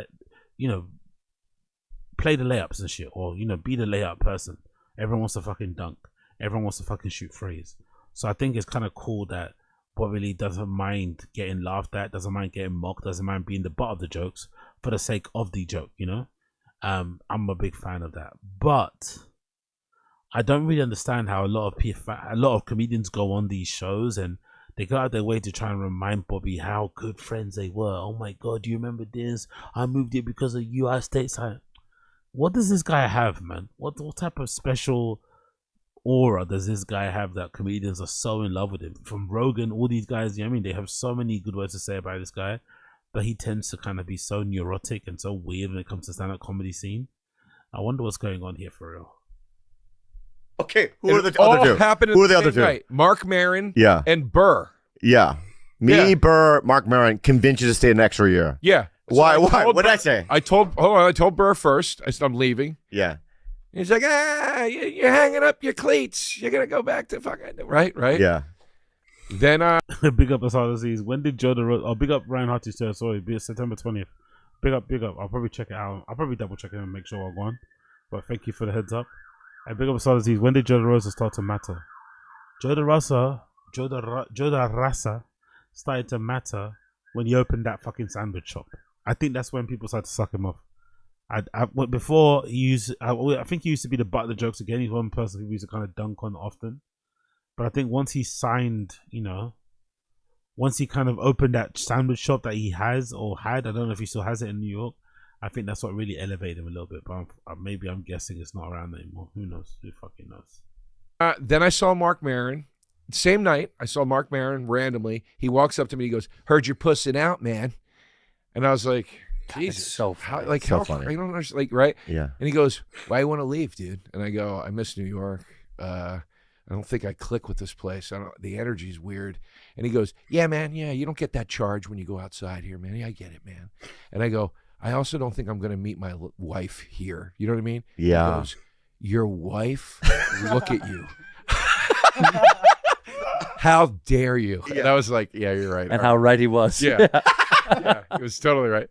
And then I saw you in a third person. It was 1, 2, 3. And you were like, "What's this shit, man?" Somebody fucking said you're leaving. It was crazy how the word traveling, it was nuts. Yeah. And for a guy that hadn't been working. And I go, "Bobby, I haven't worked." Very funny guy. Always knew. Yeah. Thank you. That's all that matters to me. No, I appreciate that. Okay. But I'm saying, like, I couldn't believe how many people were talking about me leaving when I hadn't had a job in like 3 years. It was brutal. I came out here the first 3 years. Week 1, booked the lead on an FX animated pilot. Month 2. Big up Chris Mack. That is fucking diabolical, bro. Big up Joff MA. Big up AZ. I heard Grimsby's a beautiful. Fuck you, Joff and MIA. Fuck you. Big up Josie in the stream chat. It's a mental illness run amok. These comics are barely functioning adults. Yeah, true. They're definitely in a state. That's probably why a lot of these guys are perfect. Comedians is probably the only job that they could do. They're in a state of arrested development, a lot of these guys, isn't it? Bit of Chris Mack. At the No Phones Allowed tell-all show, where the panel roasts whenever comedians, the crowd yells out, Joe DeRosa admitted he'd been paid way more from Louis J. Gomez than from Bill Burr. Lol, it was crazy. Excuse me? He got paid more going on tour, I guess what, performing with Louis J. Gomez, opening for him, than he got from Bill Burr. To be fair, I'm not surprised. As much as I like Bill Burr, as much as we all love Big Burr, do we all think Bill Burr would we have imagined Bill Burr pays well? Do you think he's going to be a generous? I mean, he's probably going to pay you exactly the fucking minimum that needs to be paid and nothing more, you know? Bill Burr strikes me as he's one of those people that's very wealthy, very rich, you'd imagine, but also incredibly frugal because he's probably has this paranoia that it's all going to be taken away from him, you know? You met a lot of rich people like that just want more just so they can have more. No plan or nothing, just more vibes, you know? More. Kind of wild. Got Better Call Saul. Month 3, Comedy Central is going to give you your first hour, and they're going to let you direct it. Writing job, Wet Hot American, Pete Holmes show, then to Wet Hot American Summer, then to fucking Jeff and Some Aliens, then to Moshe Kasher's show. Dude, it was one thing after the fucking next. I'm at my birthday party. I look up, fucking Rob McElhaney is there. I'm like, what's going on? I'm doing it. This is it. Yeah. This is LA. I love LA. Yeah. He gets like, we're gonna get you on the wall, man. At the store. I'm like, it's all happening, baby. And then the last thing was I booked a multicam on CBS where I played the like Lothario, like the office perv, and perfect casting. Yeah, perfect. Fired me 2 weeks before the table read. Oh, we're cutting the character. It's too unlikable. Me Too happens the following week. Les Moonves at CBS goes down. I'm like, oh, that's why they cut the character. Wow. Yeah. And my hand to God, I got the job. My friend Pat Walsh, my co-host of my podcast, Pat Walsh, he was the showrunner, and I still had to audition. And he goes, they ran your tape up the ladder. Les Moonves said, this guy's hilarious, hire him. And then he got me, dude. Then he got fired. Could you imagine that timing? Could you imagine being handpicked by Les Moonves and then he gets fired for Me Too shit, and the show that you were going to be on, you were playing a sexual abuse or harassed type person? Could you imagine the bad luck of that? God fucking damn. Hollywood is a brutal place. Yeah. For basically being the character I was playing. Being the character, he's like, this guy's awesome. It's so funny, dude. Anyway, so the show, I get booted off the show. I had 2 pilots in the pipeline. Both, they were like, they're not even going to air. You're not getting a fucking dime. Nothing's happening with these. The movie I was working on and developing at Rooster Teeth, which was a production house. I know them. Yeah, they were like, we're not moving forward. Sorry. Like, it's just not whatever. Dude, it was just my manager and I've split up. It was like, poof, it was a polar opposite of what the first 3 years were. It was a crash fucking landing. He gets like, I don't know if I'm going to get you on the wall, buddy. You mean at the store? Yeah. Wow. Because he was like, I'm trying. Who's he? Adam. Adam Egan. Yeah. He's like, it's not you, dude. There's politics. Like, I don't know if it's going to happen, you know? You're a paid regular, no? Now I am. Yeah. Yeah, and he gets one of my fucking best friends. Like, he's like. I love how fake the industry is, isn't it? He gets one of my best friends. One of your best friends didn't want to put you up on the wall because of some nonsense Me Too shit that you weren't even involved in just from bad timing optics, but he's one of your best friends. But I guess this is what you have. This is the part of the thing that I kind of lack, you know, that ability to not hold grudges. Because if I was Joe DeRosa and my quote unquote friend who runs a comedy club didn't put me in a wall because of some Me Too shit that had nothing to do with me, it had to do with the fucking network boss that I was working for going down, then I would be really pissed off. I wouldn't want to talk to you anymore, you know? But I think in entertainment, in life in general, you can't really hold grudges. You just got to be like, okay to just keep on keeping on. Okay to not take things too personally. Even though when it happens, you can't help but take it personally. And maybe, you know, if you have that attitude, if you adopt that way of life, you adopt that outlook, it might come back around for you. It doesn't always, but it may come back around for you. It may come back around for you. Big up Shades Cow. I need more details about this payment situation. Yeah. Big up Chris Mack. There's the details. This was at Skankfest 2023. That he said this, by the way. I was at the same show where Tony Hinchcliffe refused to roast Rogan, but Ari went in. That's how it should be, man. Honestly, Tony Hinchcliffe refusing to roast Rogan because their friends is fucking gay as fuck. Gay as fuck. Big up Shades Cow. Joe Rogan looks better in the older age. Yeah. What can you do? What can you do? What can you do? Big up those guys. Big up those guys. Moving on, actually. Bear with me 1 second. Let me just move this over here so it's closer. Moving on. Let's do a clip from the golden hour. Let's do a clip from the golden hour. So, oh shit. What happened there? Hold me. I don't know about this clip, right? I don't know, because I've heard some people misinterpret this clip from the recent episode of the golden hour where Crystalia and Brendan and Eric Griffin start talking about cancel culture, right? And at first, when I heard this clip, it sounded like he was talking about himself, but I don't think he was. But it's hard to describe. But I don't think Crystalia is talking about his own situation. But I think halfway through, he kind of marble mouths everything, mush everything, and starts talking about himself. I don't think he starts talking about himself.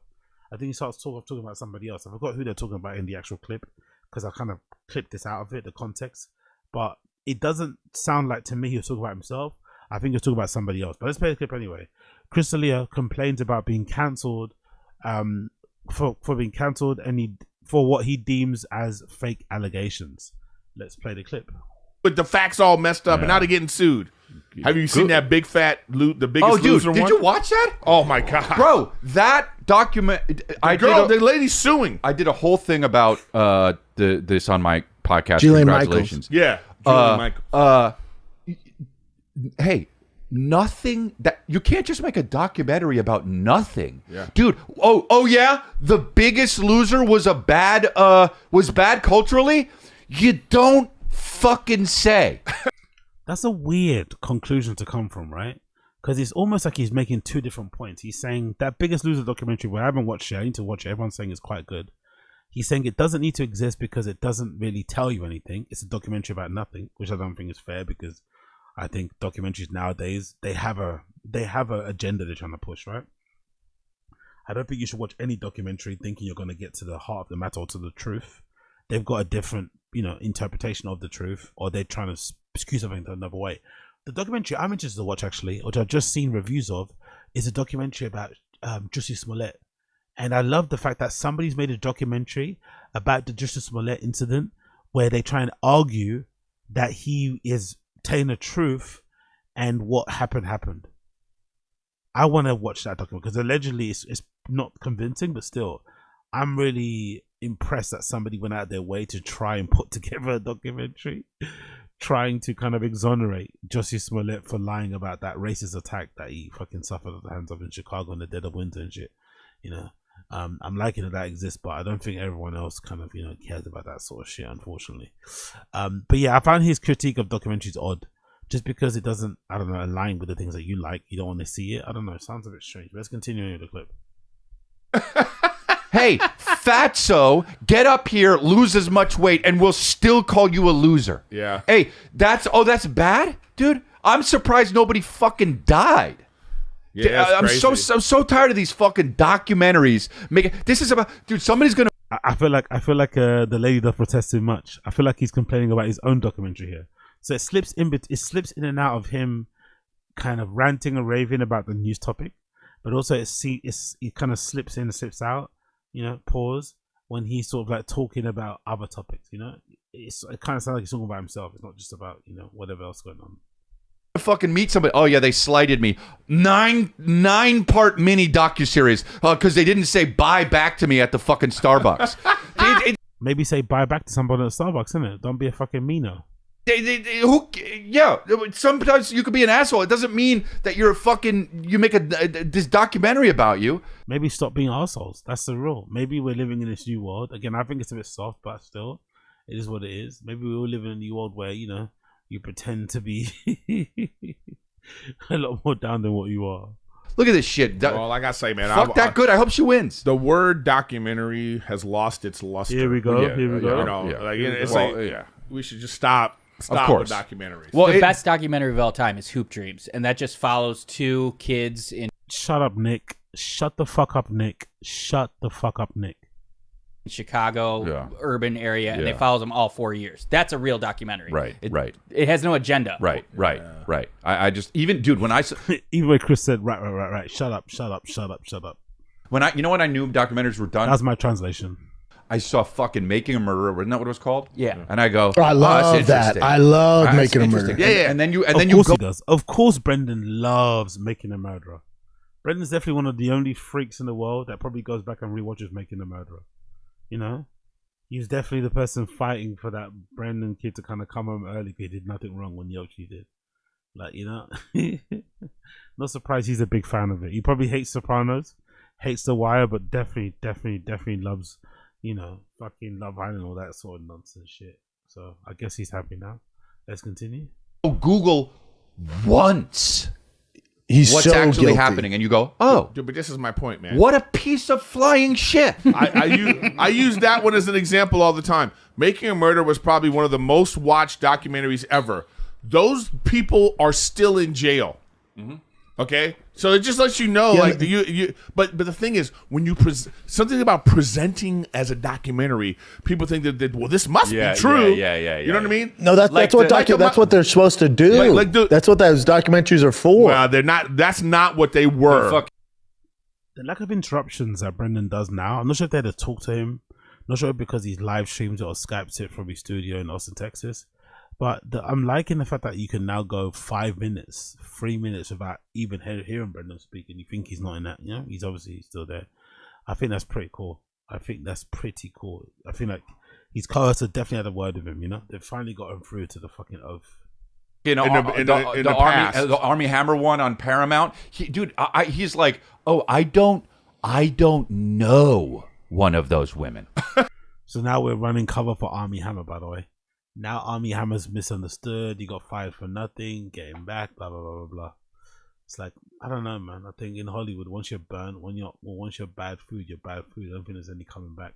I don't think I've seen a single person come back Hollywood. I mean, and actually drop, you know, a couple fucking head tops and shit. It doesn't really happen that way. I know. There's people out there that say they've had sex with me. I've never been alone in a room with them. Yeah. So again, this is a clip. Is he talking about himself or is he talking about Army Hammer still? Who do you think he's talking about here? Is he talking about himself here or is he talking about Army Hammer? Who is he talking about? Dude, do you understand what I'm saying? Like, this is the truth. Yeah. I'm telling you the truth. And people are like, oh no, dude, he pulled his dick out to somebody who was trying to come up and do air conditioning maintenance. What? I think again, the lady that protests too much. The fact that he's super comfortable to talk about in his pod, I think is a bad sign, bad indication. Probably means he hasn't dealt with a lot of things that's really going on, you know? So it is what it is. It is what it is. Hey, what, dude? What? That was in an article that I fucking showed my dick to somebody who came up to do maintenance to my air conditioning. And dude, hey, think about that a little bit. Think about that a little bit. Think about that a little bit and go like this. Hey, Army Hammer got fucked. But think about that a little bit. Think about, who in the world comes to fix the air conditioning at, by the way, 11:30 p.m. So this is the night shift that I in LA am gonna want to show my dick to. Again, who's he talking about? Army Hammer or himself? Who's he talking about here? Army Hammer or himself?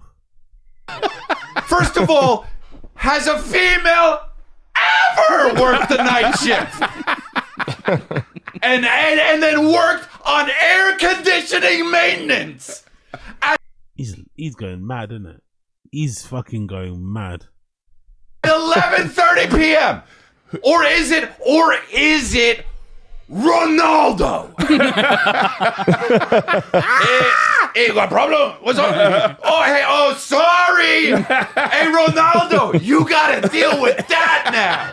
And you know what? Make it a clip. I don't give a fuck. It's so backwards, and you know that didn't happen. But people go, oh, well, hey, let's fucking cut Crystal Lee out of this. Yeah. Also, he was talking about himself. He was. Let's cut him out of this and this. Okay, interesting. Still by himself there the whole time. Then you know what? How about this? I'm real as fuck, dude. And I'm not. What I'm telling you is that when somebody says this, right? When somebody starts off their sentence talking about how real they are, when someone starts the sentence talking about how fake they're not gonna be, that's probably the biggest indication that they're not. You know, when someone says trust me, you probably should never trust them. When someone says I wouldn't lie to you, they're definitely lying to you in that moment. I think most people know this by now, but I just thought I'd reiterate it for those of you in the back of the fucking class. You get me? the truth, and you know that. You know that.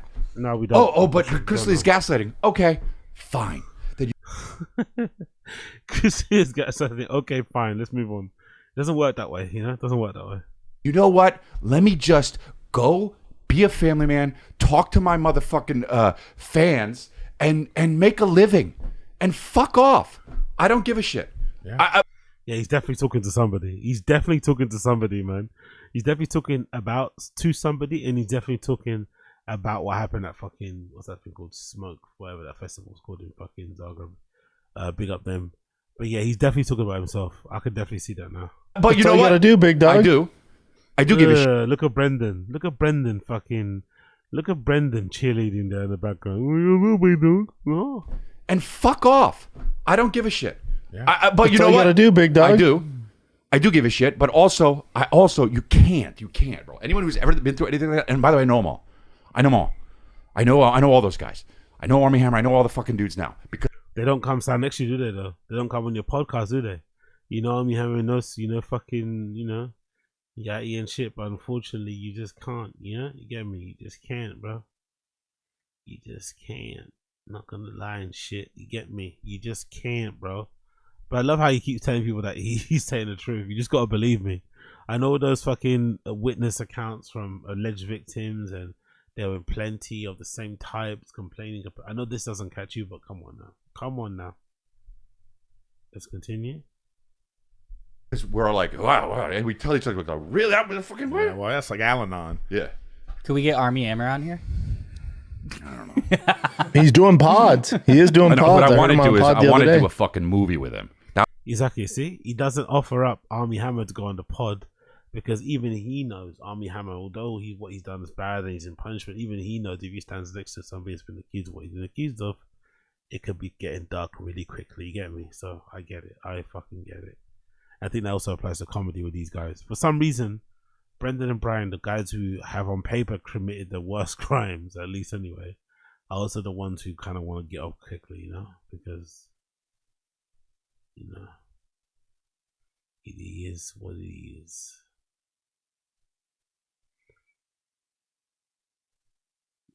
Now it is. Continuing on here. That would be amazing. I'll direct it. That'll be so great.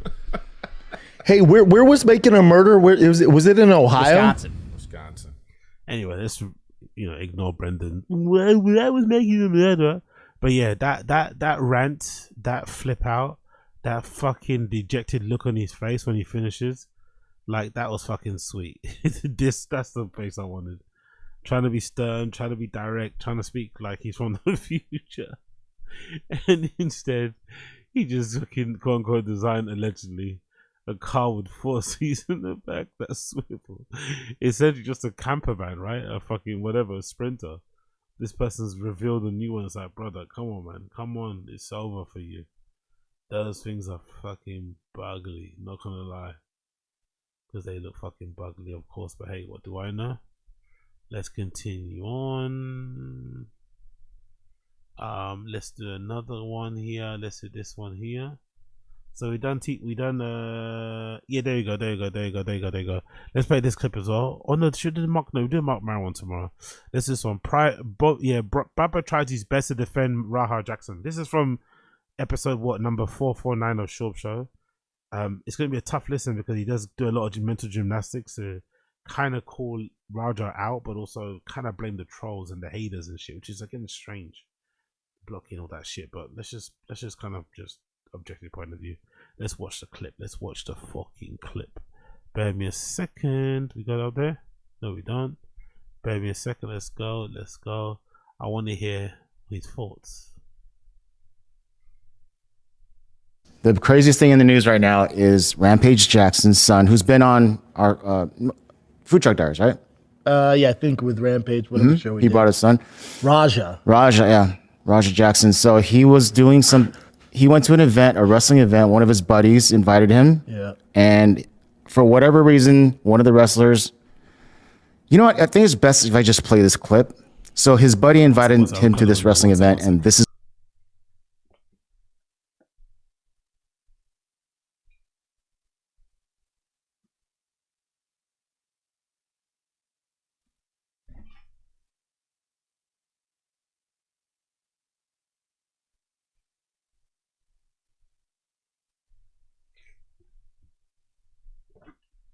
Continue. This is what happened afterward. This is outside with a bunch of other wrestlers. Now, hold on. Let me set the table here. Yeah, you go for it. Let me set the table. Yeah, exactly.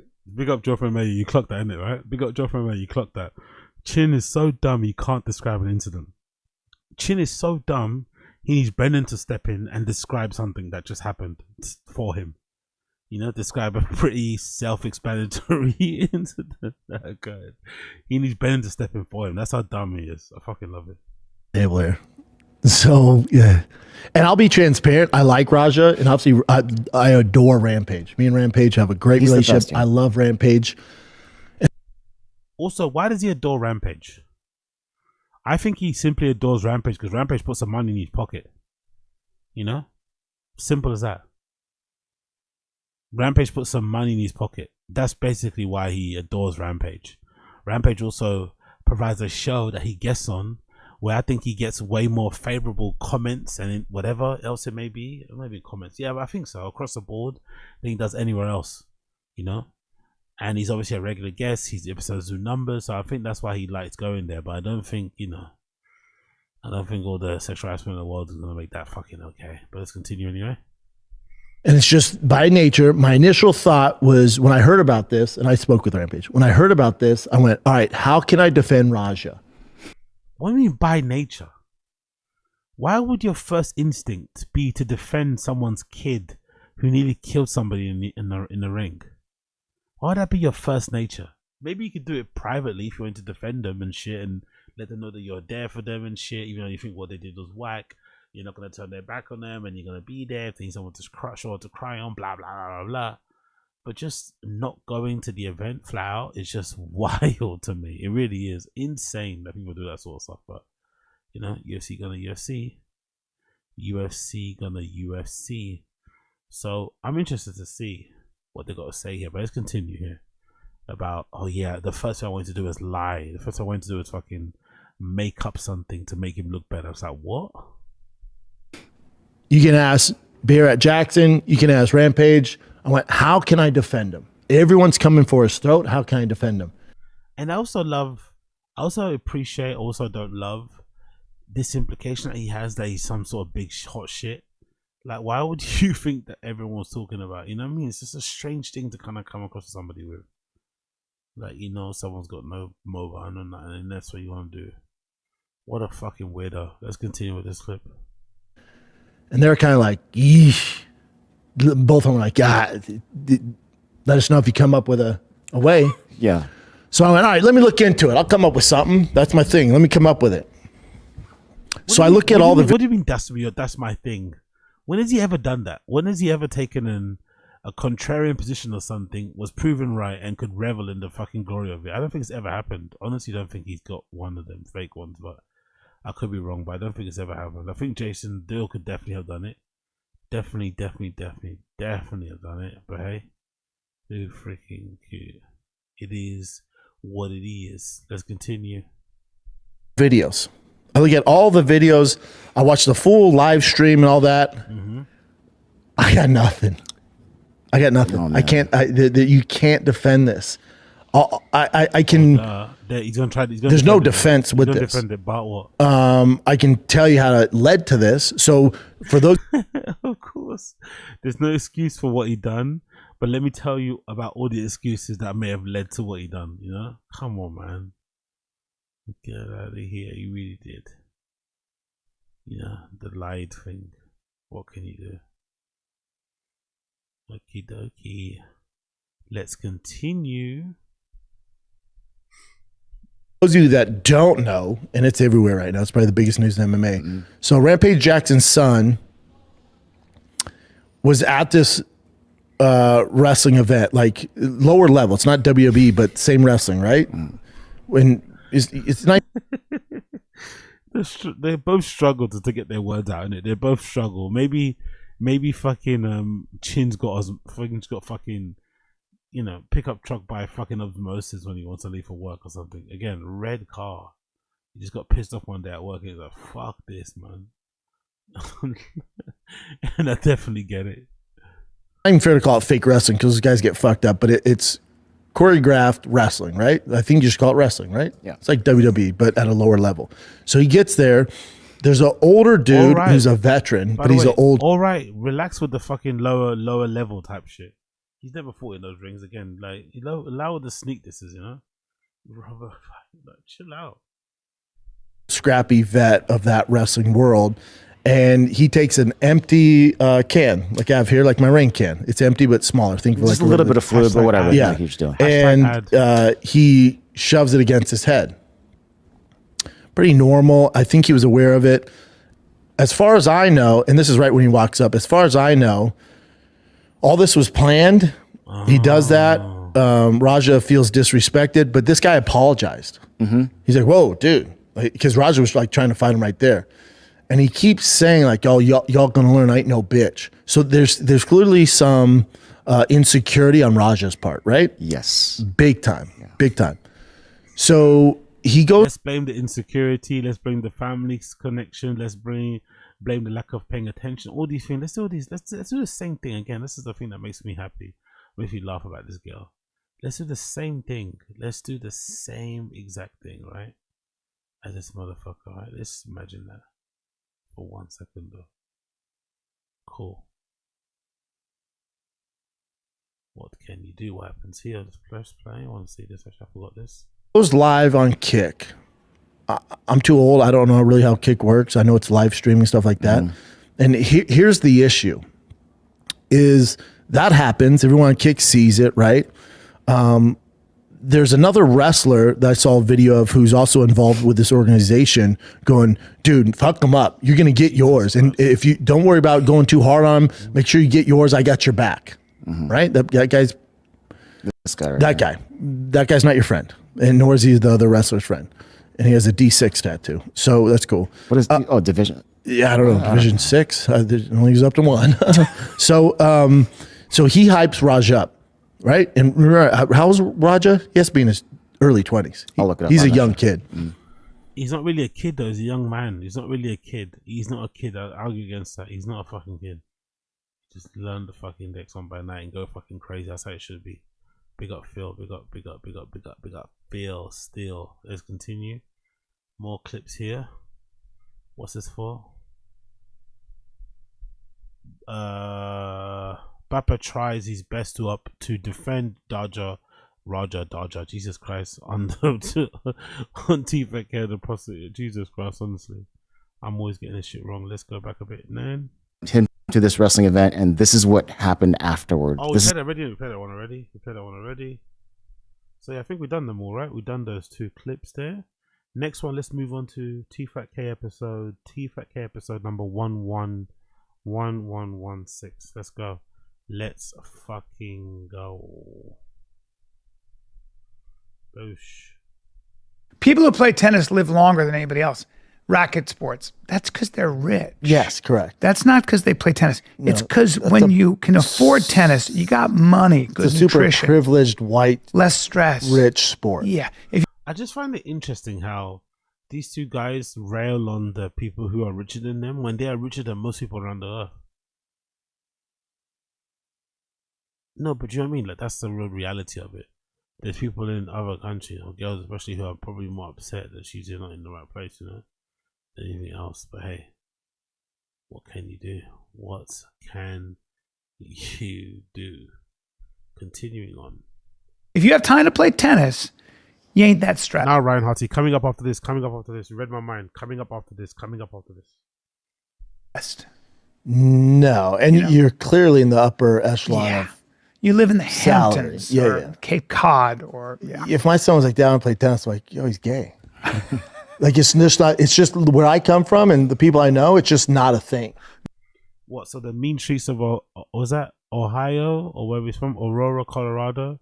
The mean streets of Aurora, Colorado. If you picked up a tennis racket, if you just started playing with balls against a wall somewhere, eventually someone will tell you off, and then you get beaten up or you get shot or whatever it may be called, right?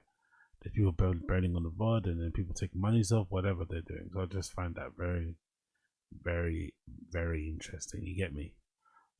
But yeah, Brendan doesn't think any kid should learn to play tennis, because if they do, that automatically means they have to suck dick, which is again strange because Brendan at this very moment, while he has a lot of like outfits you consider people who, you know, participate in that sort of stuff to be into, but maybe not. You know, who knows? Who knows? Let's continue on here. No. If my son was like, Dad, I want to play tennis or golf, I'm like, fuck, he sucks dick. No. Please don't say that though. Please don't jump to that. Could you imagine Brian making a joke about Brendan's kid sucking dick and how you respond? Could you imagine?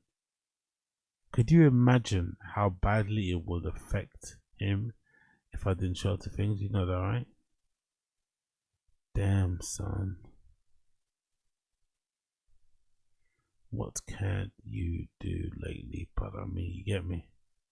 Let's continue here. It's like when I have an argument with Sam Tripoli, and I'll say something very reasonable. He goes, Brian is a power bottom, and that's the thing about him. He starts doing this, like I'm constantly getting my ass.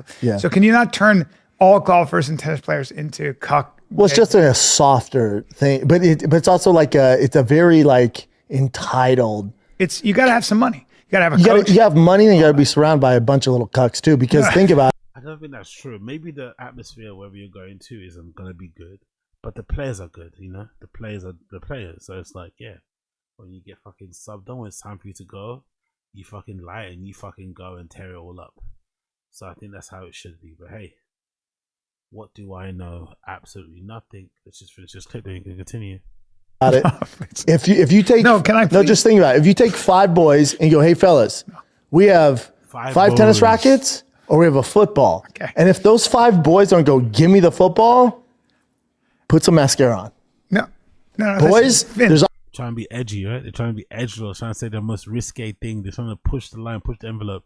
But Callan is definitely trying to get back on TV. You know, he's being very cautious. He's not trying to get involved. He definitely wants to be on Porsche for sure. He definitely.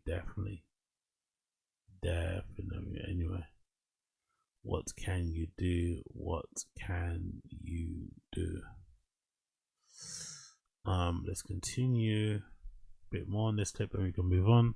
There's also makeup over there. No, Brendan, please look. Now it's different if you're like Spanish or you're like born in like France. Soccer. You know, No, soccer's different, but if you're like upper echelon like Spanish, sure. Like you're born in Barcelona. Okay, don't do that with your upper echelon.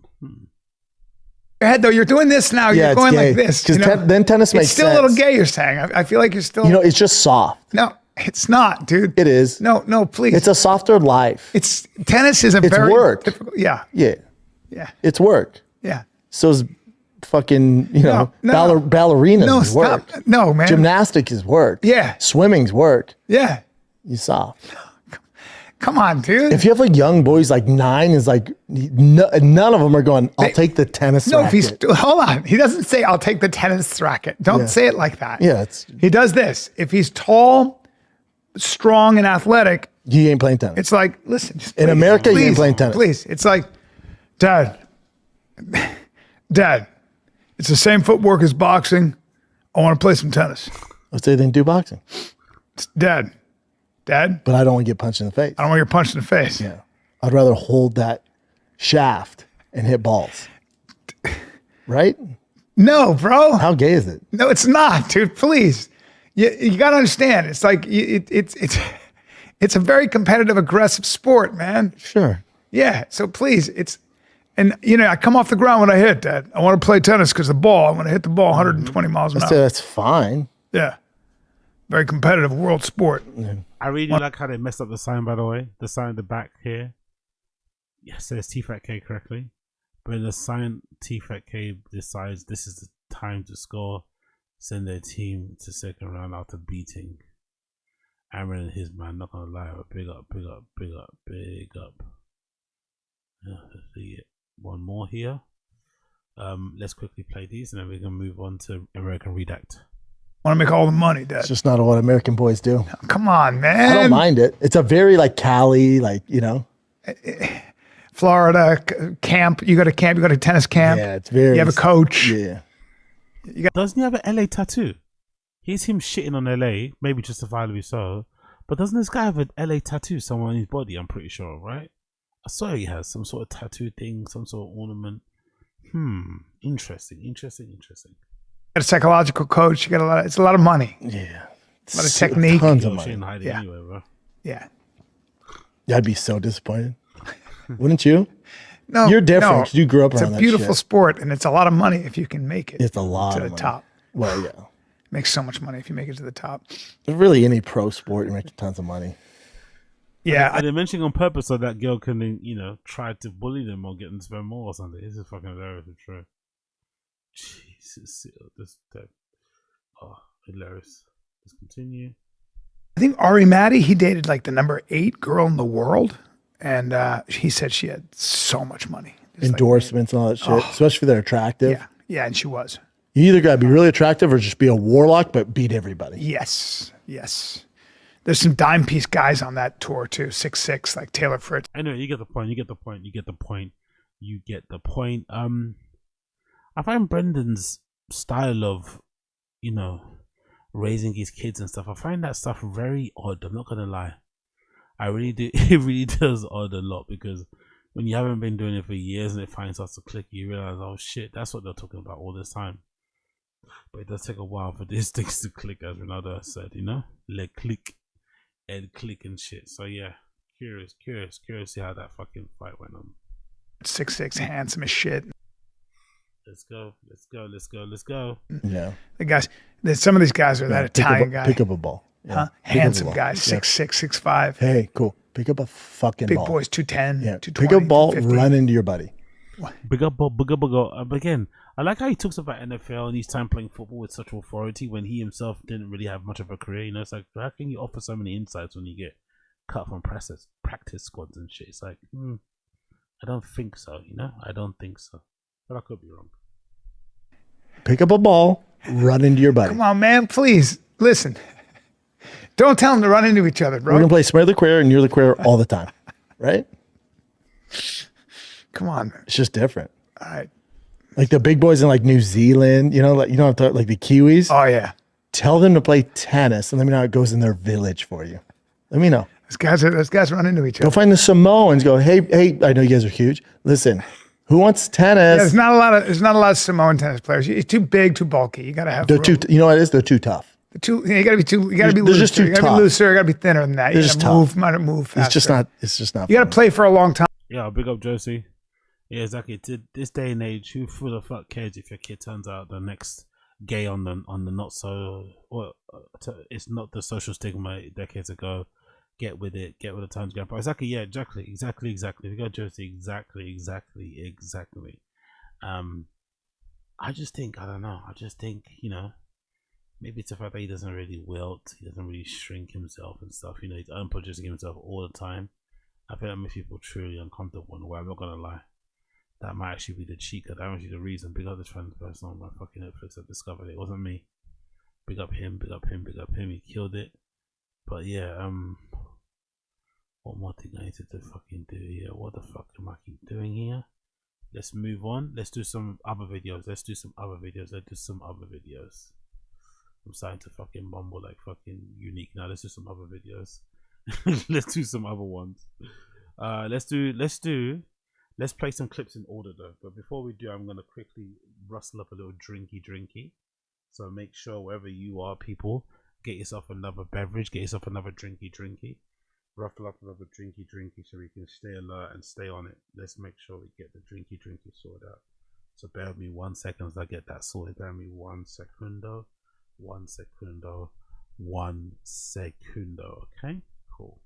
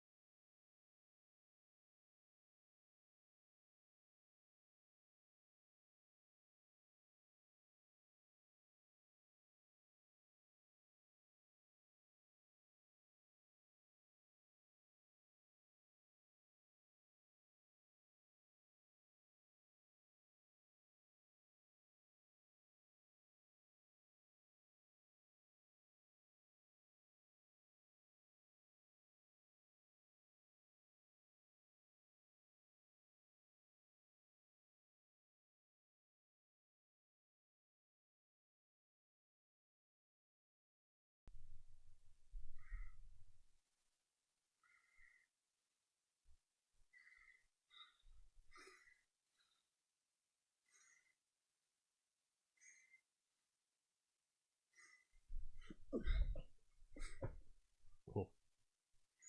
Let's go. So let's watch this clip quickly. This is courtesy of We Might Be Drunk podcast. The title of the video is Greg Fitzsimmons on working with Ellen or working for Ellen. Let's hear some Greg Fitzsimmons stories about working with Ellen DeGeneres, who's now fled the United States and lives in the UK. Actually, oddly enough, she does a bunch of shows here. She lives here, says she loves it. So Ellen DeGeneres has fled the US to the UK, but before that she lived here, and I'm guessing this is some interviews, or I'm guessing Greg Fitzsimmons is going to share some insight stories and shit, anecdotes about her time in London, his time with her in general and shit. Let's see what he has to say. So you worked for Ellen as well. Yeah, I did the first 2 years on that show. And she was rough. She was the C word. Yeah. She was not nice to you. Well, it's funny because when it started, first of all, I wanted to write for her because I really do think she's like one of the great comics of all. New Orleans girl. That's right. She never claims it, but yeah. Yeah, but she was a great comic. Her old stuff is unreal. Yeah. Really? Is she from New Orleans? Okay, I never knew that. There's a really good documentary about New Orleans, by the way. I need to watch as well. I think it might be from Spike Lee. It's like a 3-part documentary or something. And there's another one too. There's 2 documentaries I need to check out. There's that. There's a documentary on what is it? Oh, what was I talking about earlier? There's a documentary on Justice Smollett I need to check out too. I might do a review for that or do a watch along for it on the Patreon. But that Justice Smollett documentary looks really interesting because it's literally trying to argue for him. It's basically trying to back up his account of the story and trying to paint a narrative that, whether or not those African brothers lied. It's really interesting. I want to check it out. But yeah. Yeah. I had all her albums. So then the show comes out and I get approached by the head writer, and it turns out I'm good friends with the showrunner, and so I write a couple pages of joke. Big up G Dora, exactly. Big up G Dora. I want to watch it specifically for that reason, and just because we all kind of have a feeling of what happened. We know he was lying, but I want to see somebody try and tell it from Justice Smollett's point of view, of like, no, these racist white guys that fucking gagged me and tie me around with a noose and shit, they're real. I wanna see how they kind of lay it out and kind of make sense of it. I really do. Jokes, and I get hired, And then like so we were there for like a month before the show launched, figuring out the segments and all that stuff. And it was like fun, goofing, pranks. We had a ping pong table and it was all good energy. And then, you know, and then the show was good. And I knew things were going to go wrong because then they... Yeah, big old Judo Raw. Yeah, he's never let go of that lie. To be fair to Justice Smollett, to be fair to him a little bit, he's never changed his story. Not gonna lie. That's probably what a lie would do, but he has never wavered from his story, never wavered from his fucking recollection of the events. It doesn't change his mind. So maybe there is some truth to it, you know. Maybe he did just get, you know, gamed or whatever it may be when it comes to office politics. I don't know, but if I was you, I'd stop fucking, you know, digging around. It's gonna make you go fucking mad. You know what I mean? Let's go back to FITZSIMMONS talking about Ellen DeGeneres.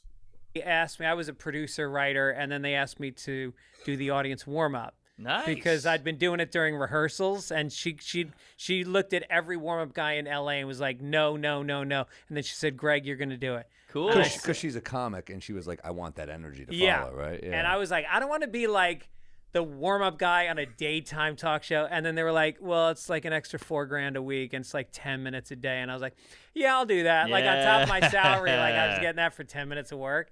So I was like, all right, I'll do that. So like the first day I go out, I don't know how to do warm up, you know, because it's like they're not warming up this crowd. You're warming them down because they're like a bunch of closeted Midwestern housewives that love her. And you got to be like, all right, take it easy. She's going to be out here. Don't lose your shit. Don't charge the stage.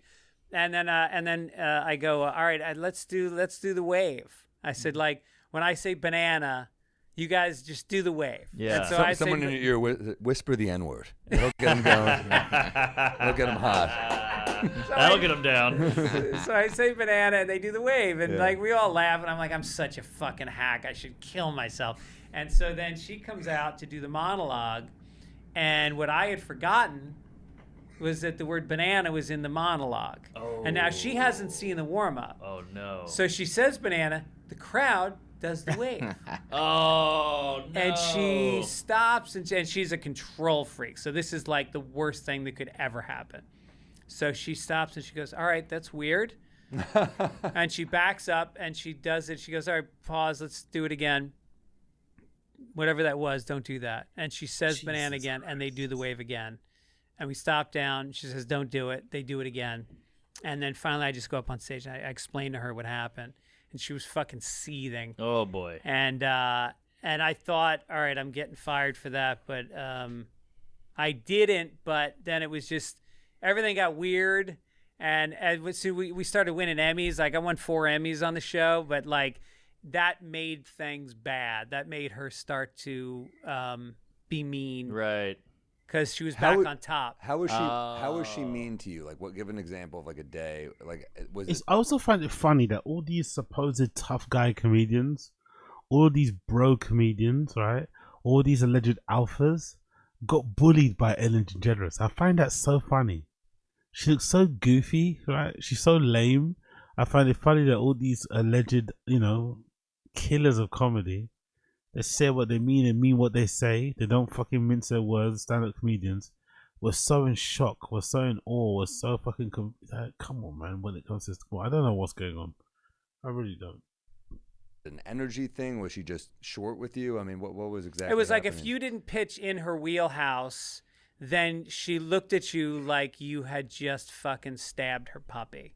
And then there was this process of pushing people out of the circle. And, you know, you want to be in the circle because there's a lot of fear going on. Yeah. And you're in or out. So there's a lot of, like, it didn't really bother me that much because I'd written on a lot of shows before and I kind of knew what it was like to have tough bosses. Yeah. You know, I wrote for Bill Maher. Sure. And so, like, I was just, like, tough enough. But then there was these first-time writers who were... They used to cry. There was a lot of crying in the hallways. Wow. Yeah. Just feels like it's not a good energy for a lot of crying in the hallways. Why is he always looking like? Whenever I see clips of this, he's always staring off into a corner. Who sits there? Have you guys watched We Might Be Drunk? Who sits in that corner? Why is he always kind of glancing away over there? Is his wife over there? Is the cameraman over there? The producer over there? Is there a plate of food over there? He always seems to stare off into that corner. You know, I wonder who's there because, you know, Mark Norman in that, there to his right. But he loves staring off to that left-hand side. Something always distracts him in the left-hand side of that room. Don't know what it is, but he needs to fucking figure it out. He needs to cut it out. Workplace or show. I feel like you're getting less out of people by treating them like that. Oh, is there a bartender there in that side? Is that what he's looking at? Someone fixing up drinks?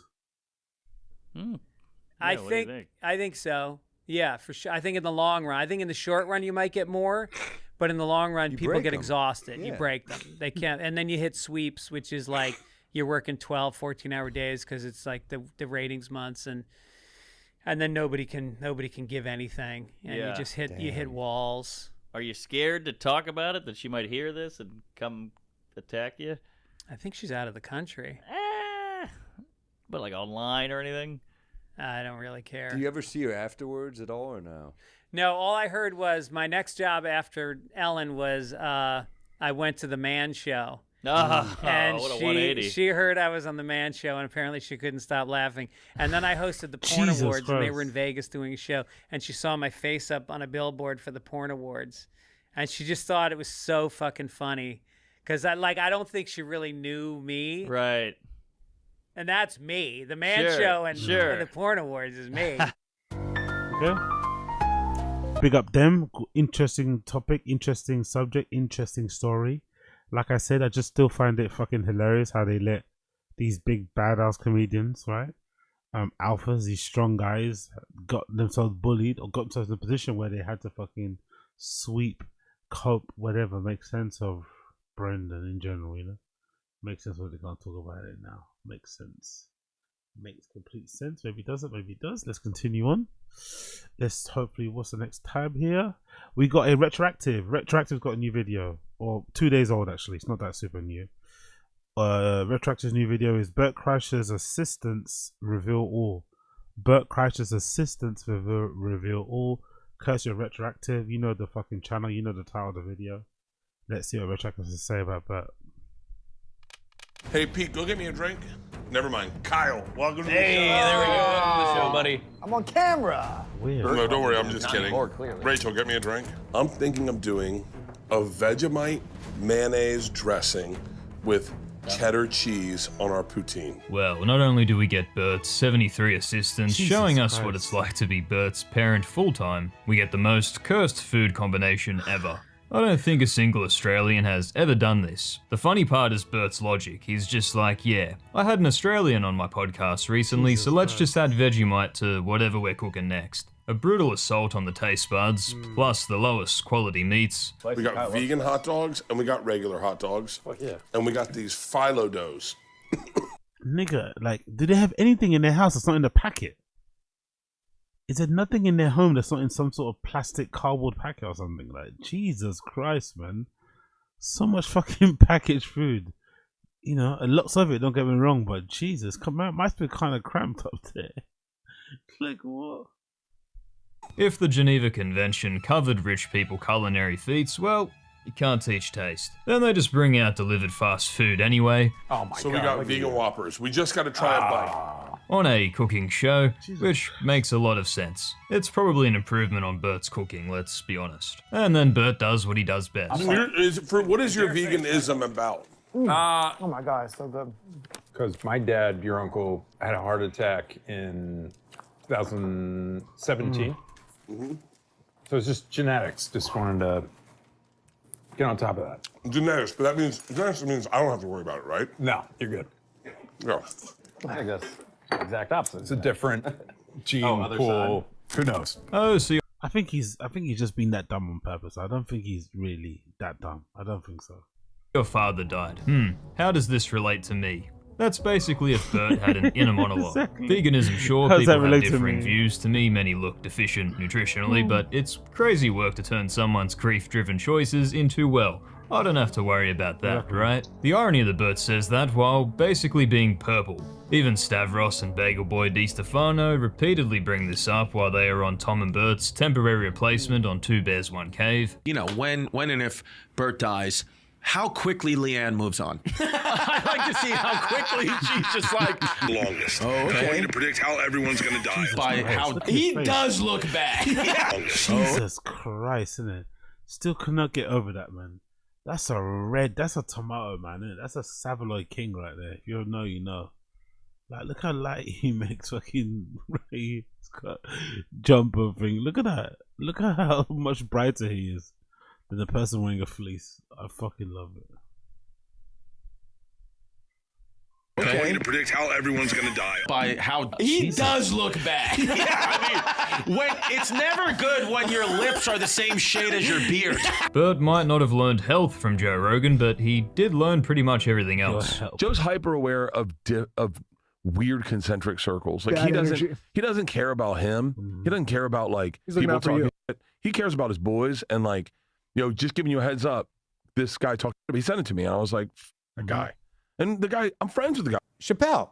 So Dave Chappelle. Yeah. And it's not an unknown thing. Him on a podcast saying like, you know, there's this guy who we were friends. Yeah. You know, he's been on my show. I've been on his show. Yeah. And like he said some Rogan got in my ear and said he's not your boy and all this. Yo, Rogan really exploded this beef, innit? He really played Puppet Master from back in his days.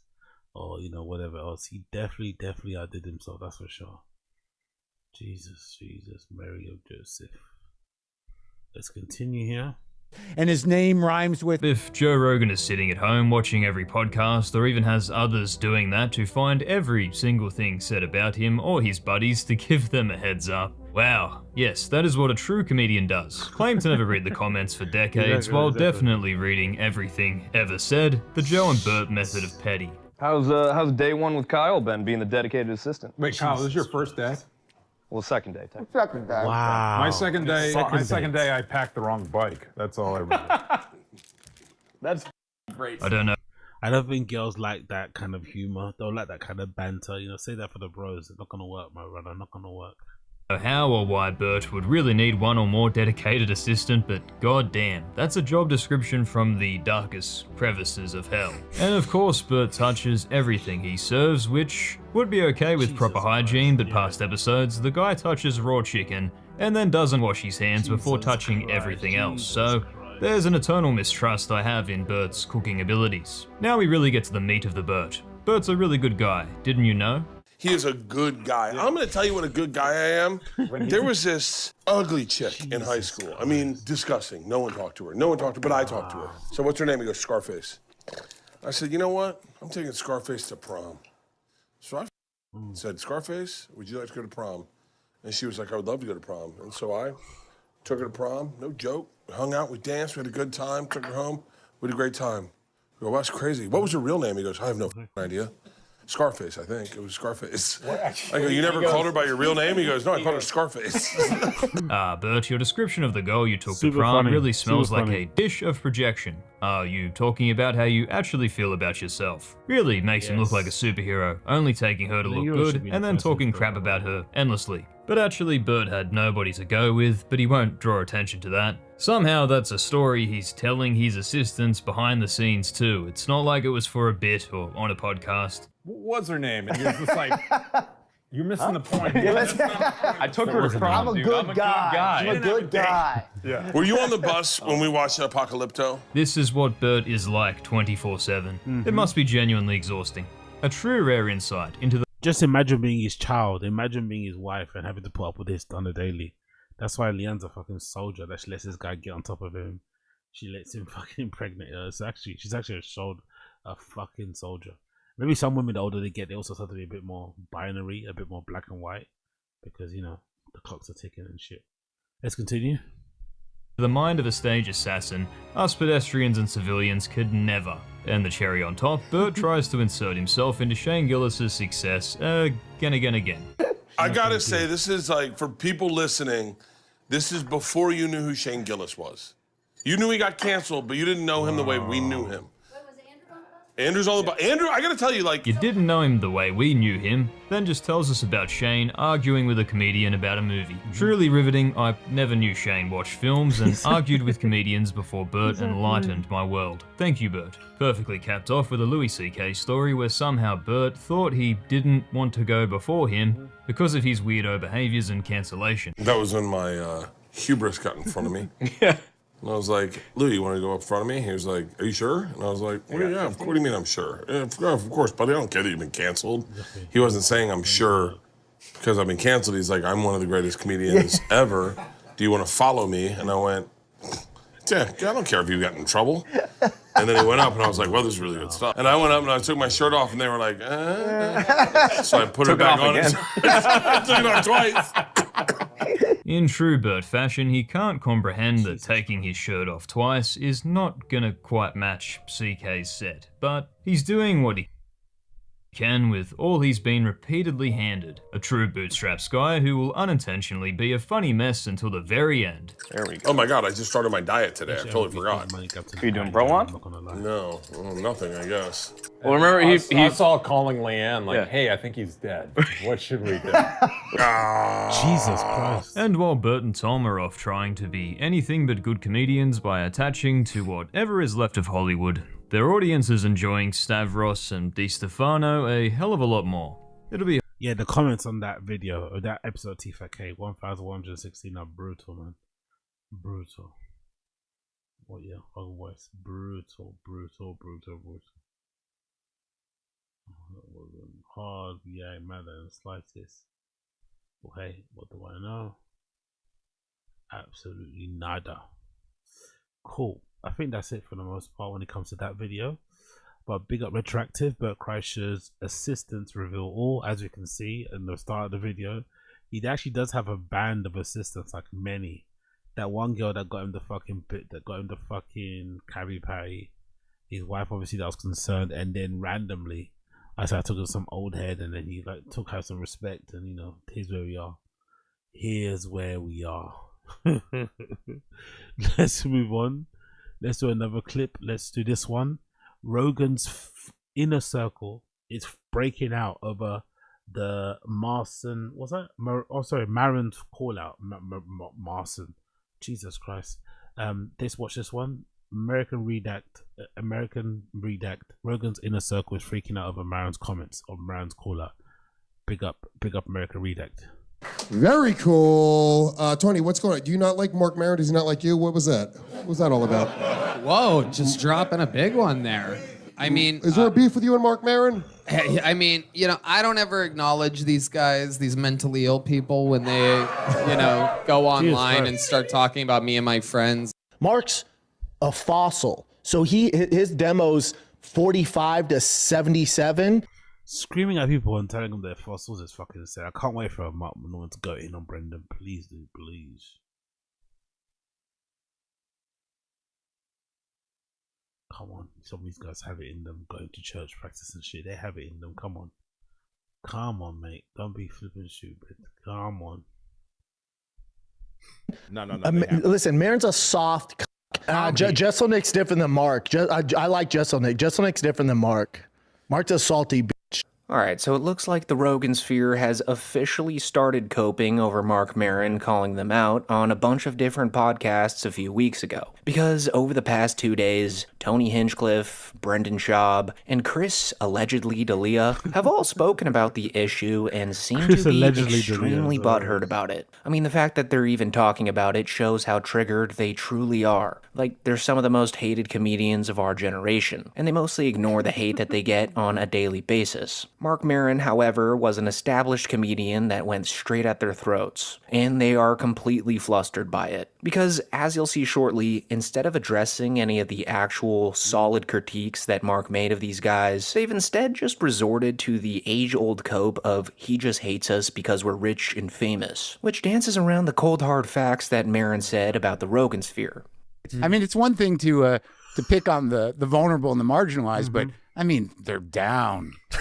I mean, like, why do you got to keep hitting them? Unless you're a hack. Now there's a question. Wow. Mark, He comes in swinging. Yeah. Well, at this point, it's lazy and sloppy and hackneyed. You know, to be in a fucking club where, you know, I'm walking down the hall at the comedy club, at the Comedy Store, and, you know, in one room, someone's doing their bit about trans people, and then I get down the hall and there's someone on stage going, well, I guess I got to do my bit about trans people. Like, no, you don't. You don't. It's hack now. I mean, you know, you guys got the freedom you wanted. You can now say whatever you want.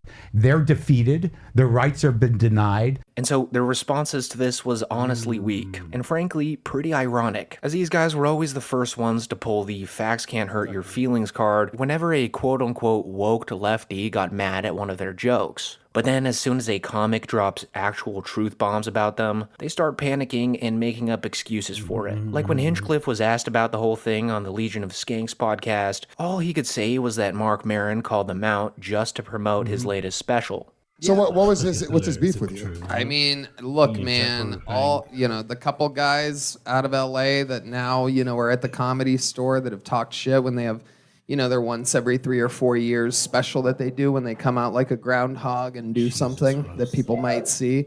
Their new thing is like suck on that, Pauly Shore. I read between the lines. I read between the lines.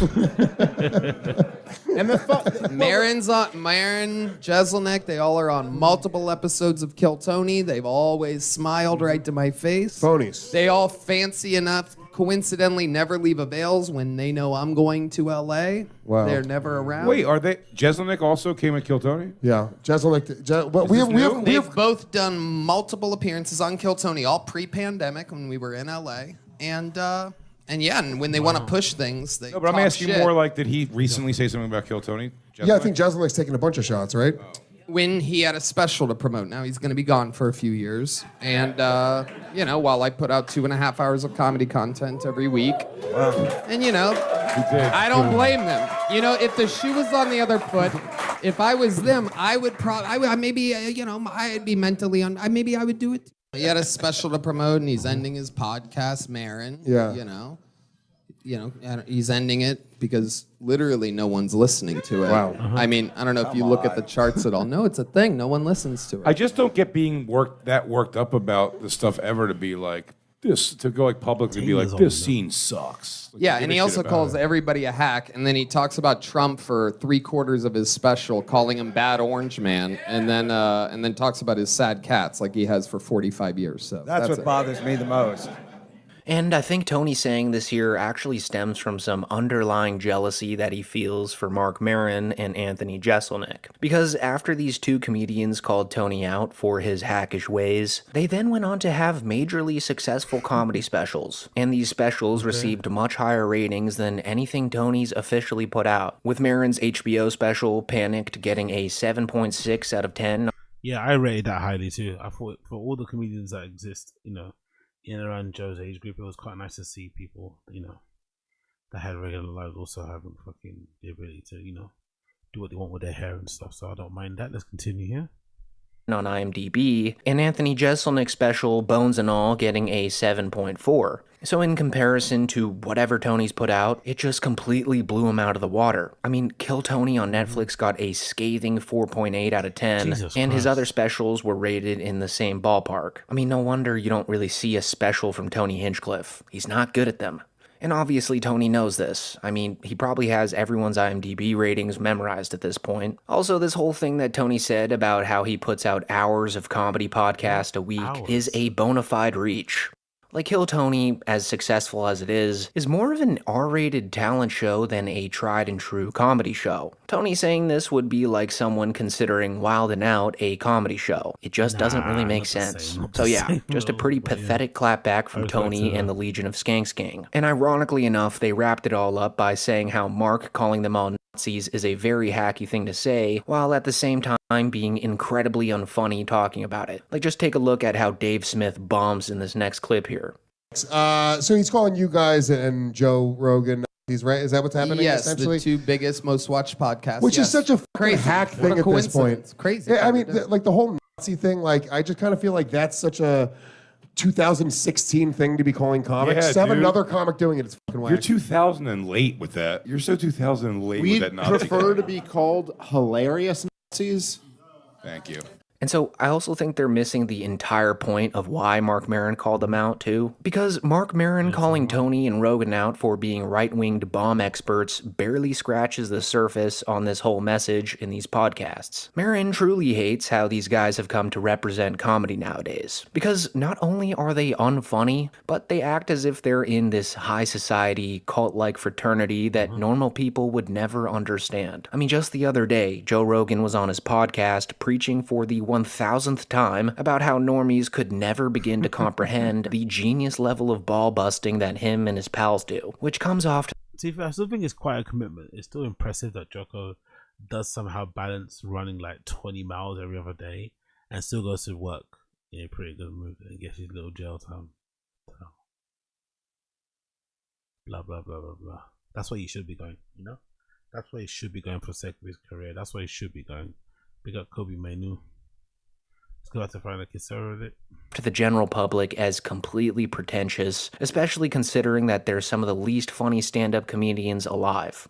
Can justify a lot of stuff because that's in the culture. Like, our culture is talking shit to each other. Like, the way we talk shit to each other, like, there's a lot of people in a lot of other jobs that would have a giant problem with what you and I think is awesome. Yeah. Like, if you cracked on me and it was fucking awesome and we're all howling, like, I could get you in real trouble if we were accountants. Yeah.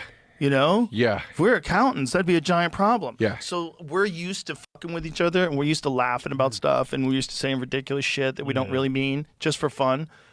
And most people aren't. So this is our culture. This would freak, like, if you got normies and you brought them into the green room of the mothership, and we're all just hanging out one night, just talking and having fun, it'd probably freak them out that people talk like this. Like, Jesus Christ, you guys are at work and you talk like this? This is crazy. Like, Joe Rogan would be scared, but if he walked onto any construction site, he would quickly see that there are many normies that are way funnier than him. But anyways, Brendan Schaub and Chris D'Elia also spoke on the Marc Maron call-out recently, which was somehow sadder and more pathetic than what Tony had to say about it. Because as hated as Tony is, he's at least in the same stratosphere as Rogan, Maron, and Jeselnik. They're all comedians that are actively producing content on the biggest platforms right now. And even if you hate Hinchcliffe with all your heart, you have to admit that his ceiling is far higher than the Golden Hour podcast guys. I mean, Schaub and D'Elia were completely left behind around 5 years ago. By now, they're at the lowest point in their careers. So what they had to say about Maron here really just turned into a rant about how they were all kicked out of the Rogan sphere.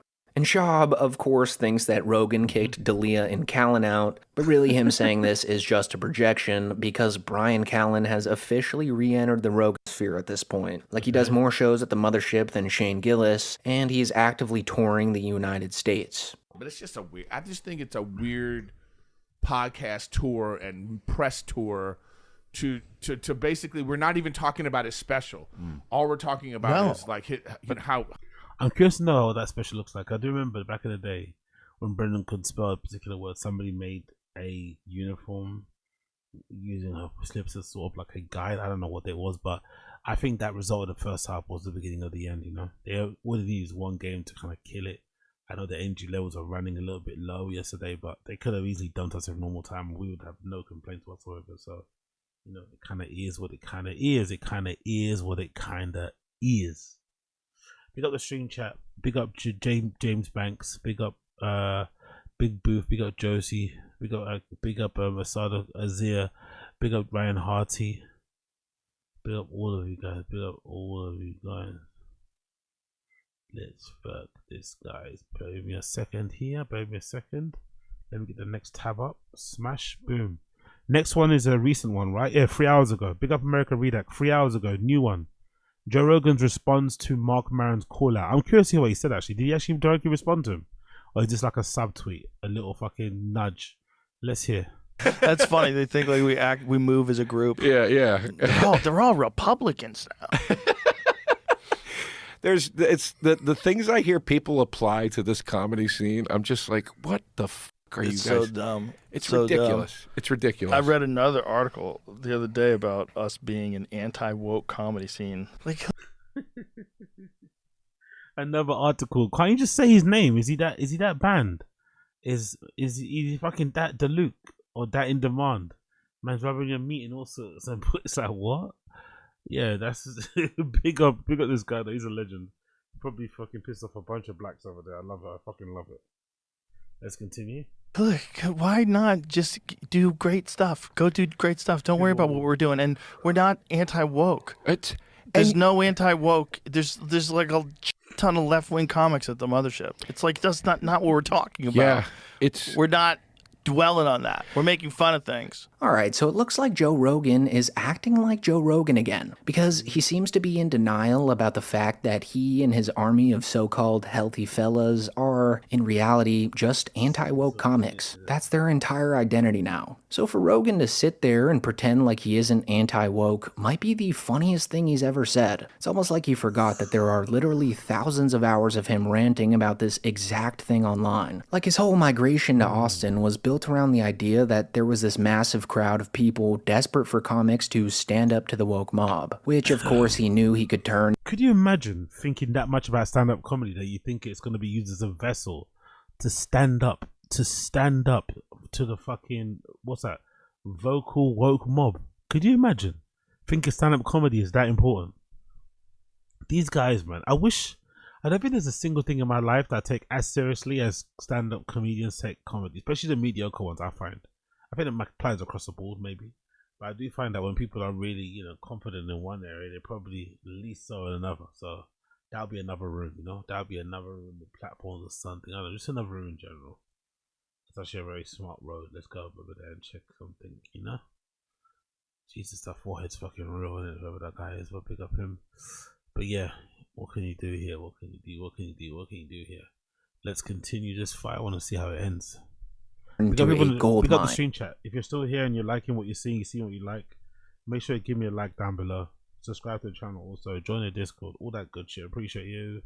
And luckily for us, he documented that entire thought process on his podcast. Like all the way back in early 2020, right before the big Austin move, Rogan was already trying to frame this narrative to his audience. That there's this untapped market of people out there who just want to see edgy comedians push back against the dark woke mob. That is what became his business model, and he figured out that if he could round up enough like-minded comics and set up shop in Texas, that he could corner that anti-woke market and profit off of it for years. Yeah. Like, just listen to the way he talked about it with Mark Norman all the way back in January of 2020. Pulling up receipts. It's like the word retarded. Right? Yes. If you use that, you could use that word and everyone laughs, or you can use that word and you're a monster.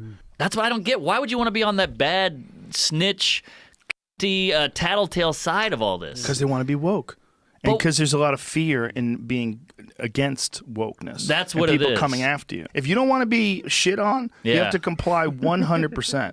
And then if you don't, scary. They come after you. It is scary, and it's a bummer. Who wants to live like that? Well, nobody does. But here's the thing: when you don't comply, so many people are like, "Thank you." Of course, Thank you. There's so many. I think more people are happy. It's just the voices that are upset at you for not being woke are the louder ones. Right. And they're more into it because they're retarded. And I think that clip is important because it shows the exact mindset Rogan had going into all this. Like, this was a calculated business move. He knew there was money in leaning into the right-wing grift, and he was aware that there was a huge demographic of people wanting to throw cash at anyone who promised to fight cancel culture and keep comedy dangerous. So when Rogan plays dumb now, acting like he isn't part of the whole anti-woke crusade, it's laughable. I mean, the Austin scene was pretty much engineered out of this realization that the anti-woke angle was a business model. So now fast forward to today, and we can see that Rogan's little plan worked out perfectly. Him and Tony Hinchcliffe have basically mastered the art of pandering to the anti-woke side of America. I don't think they're pandering though. I'm not gonna lie. I don't think they're pandering. I think they really believe their raps. Sometimes when you lie or you tend to mislead, but then you say it so often, you start to believe it yourself, I think that's the kind of person I am. I'm not going to lie. And if I'm going to take my the screen and shit, but hey, we're out here, patrolling and shit, you get me? Look what I got from you, fam. Look at that. Absolutely beautiful, that, isn't it? Look at it. Let's look at it. But let's continue here. Boom, boom, boom.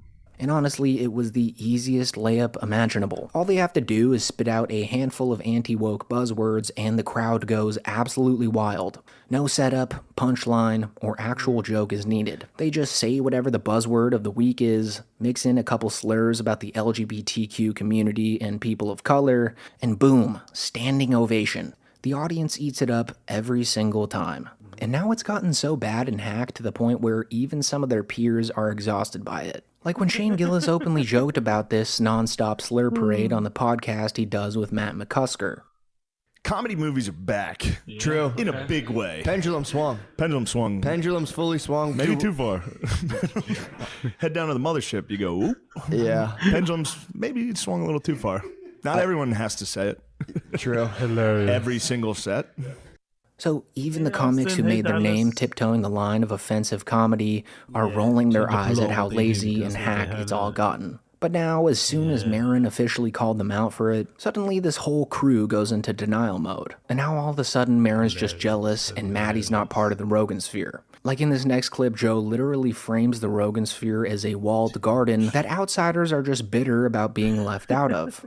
That's also, you got to realize, like, someone framing it in a way that's going to get people to read it. Jacket, by the way. And then there's people that genuinely do think that way. And it's what a lot of that is, I think, is the walled garden issue. And the fact that there's like a walled garden, right? And when there's a walled garden, there's a bunch of people that are doing really well together and they're hanging out together and they have fun. And you're not in that group. Ouch. You start getting mad at that, and you find reasons why that's bad, because you want something like that in your life, which we all do. If I see like a whole group of friends like palling around and laughing, I always smile because I know what that's like. I like it. But if you never have that in your life, and you see a group of people palling around and having a good time together and hugging each other, and just laughing and just having a good old time, you feel like left out. You feel disrespected almost. You're still crying about this. How long has this been? He's been crying about this for like 4 minutes straight or something. Fucking hell, Rogan, man. Yeah. People get angry. Do you remember, like, I don't know if you ever experienced this, but I'm assuming you have. It's kind of like when you're coming up the ladder initially in show business. Okay, come on, get to the And you point. see famous people on TV and whatever, and you got an opinion about everybody that's having too much fun, that's annoying. Oh, and that guy's music sucks, and this, He's that, a whatever. hack. Yeah. Yeah. And then 5 years later, you find yourself in a room with the guy at some party, and you meet him and talk to him, and you go, "What? He's the nicest. What the fuck? Well, I think I like his music now." It just changes. Know. It's so stupid.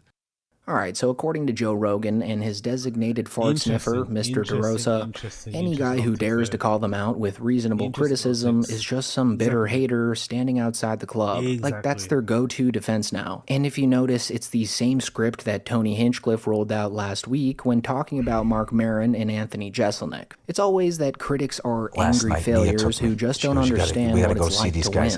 But they never actually address what Mark was calling them out for in the first place. They just skate around it, because I feel like deep down they know that there's some truth there. Like if we go all the way back to one of Maron's call-outs, his actual problem isn't that these guys are successful podcasters. It's that they've gone so far down the right-wing pipeline that they barely resemble the people that they used to be, and that is a valid point. We've all watched Rogan and his circle of comics drift from being edgy contrarians into fully blown political mouthpieces, doing the same talking points you would hear. Rogan, unfortunately, is definitely one of those useful idiots that people talk about in the media a lot.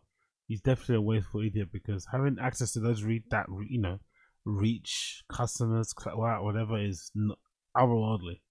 The only thing he's been able to do is cut his hair. I mean, I think he got a new haircut the other day. It was like, God Almighty, mate. God Almighty.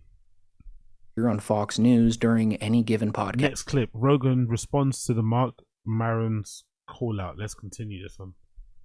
And Maron specifically pointed out how insane it was that Rogan and his buddies went as far as to publicly back Donald Trump during the election, solely because he advocated for free speech and bringing back comedy. Like, that was enough for them. Like, they turned one vague talking point into their entire political identities. And now they're realizing that maybe... And I'm sure, did Rogan ask Trump about policies much when he was on there? I don't think he did. From what I can remember watching it, I think I got to about an hour and a half or something, but I wonder if he actually took down the tent as well. Maybe tying their brand to a politician that they barely understood in the first place wasn't the smartest long-term move. And then it just evolved into the idea of the Big up Shades Cow. Excellent question. Big up Shades Cow. Excellent question. What really would happen, or what really would go wrong, if Rogan took a month off from podcasts? So yeah, that's true. I don't know. I think he probably loves the attention. When you're somebody of his level, the attention that you get from it is pretty addictive. So I think there's an aspect of him that probably loves the attention. You know, and then she's in a unique place too, because she got the attention of somebody, you know, that could, you know, run quick, and somebody that also, you know, might have a situation. You get me? Some sort of situation. I don't know which one, but some sort of situation. Fucking hilarious. Let's continue this one. anti-woke angle of, you know, I'm voting the way I'm going to vote because, you know, I can't, you know, I don't have freedom of speech, which is it's a false premise. Yeah, there was cultural pushback, and, you know, it got a little weird with the canceling, but I really think it would have found its level, and language would have evolved as it does. You know, there's a lot of things we don't say anymore out of respect for people who we live among. Democracy. Yeah, that's a very good reply, by the way. But that's not the way it went. So the anti-woke thing, it was just about like, all right, you voted this way because of this one issue, but along with that, you know, comes everything that we're living through, and was it worth it? And then calling back the R word was just a natural way to go. Yeah. And, you know, Rogan and Hinchcliffe and, you know, just a lot of these people just locked into this anti-woke thing. But now, you know, the government, which is for all practical, you know, good intents and purposes, is an authoritarian government, and we have a fairly dominant fascistic culture. So they're using the same language, which is anti-woke, to dismantle all progressive institutions. So yeah, Maron definitely hit a nerve. That's why instead of addressing what he actually said, Rogan, DeRosa, and Tony default to the same tired narrative. Critics are just jealous losers who want in. Because if they admitted that there's a shred of validity to the criticism, they'd also have to admit that their whole "we're just about freedom" shtick was built on shaky ground. Exactly. This feels like family to me. This is a beautiful thing. Everybody's so supportive. There's no backbiting. There's no shit talking. It's all fucking love. So when I hear people say negative shit about the Austin scene, I'm like, I've found it to be a beautiful experience, like truly, like a truly heartwarming experience. It's people that aren't in the scene. That's all it is. It's like people that they're looking at it from the outside. And it's not just us that are like this. Like, my thought on all this shit is that my favorite people to hang out with are comedians. And we do it here too. And some people don't want to hang with comics. They're lone wolves, and that's fine too, man. So for Rogan to refuse that he and his pals were against the woke mob might just be, again, the funniest thing he's ever done. I mean, just take a look at the way he spoke about the quote-unquote woke mind virus to another guy who's trying to creep his way into the Rogan sphere, Tyler Fisher. Show you these outrageous people over and over again with fake eyelashes, reading stories to kids, just freaking everybody out with a bunch of different, you know, I'm two-spirit, and I'm this and that, and I'm trans-masculine with like fucking, the whole thing is just nuts. And then shutting down free speech. I mean, I've been banned shut down for 3 years. They froze my. I was going all my pandemic shit. Oh, they on shut TikTok. They banned you. What'd you do? They don't have to tell you. They don't. Besides being white, boy. I was texting while white. They don't have to tell you. That's part of when you sign up. It's the only way. Even look at the word woke. Woke used to be a cool thing, and because of comedy, it's foolish. It's now it's a clown world word. Yeah, it's a clown world word that you can't use on the other side. You can't say I'm woke because I was like, bah, you fucking idiot, fucking loser. Yeah, you fucking idiot. So it becomes a pejorative. It becomes something that someone points to. It says, oh, you're infected with the woke mind virus. Yeah. Like, no. So yeah, just wanted to point this hypocrisy out. But real quick here before I end the video, I just wanted to give credit to Mike David from Red Bar for finding these clips of Rogie during his latest episode. I'm sure you're familiar with Mike, and you've probably already formed opinions about him, but let me just say that he's truly the godfather of this entire niche. We were all, in one way or another, inspired by what Mike's been doing in Red Bar for over... Yeah, big up Red Bar. Big inspiration for me. But to be fair, I was already doing solo stuff on my own, mainly because of Bill Burr. When I first tuned into his episode, I was like, shit, he's obviously got a lot of cracks about him. He's obviously done some heinous shit, but you know, your father.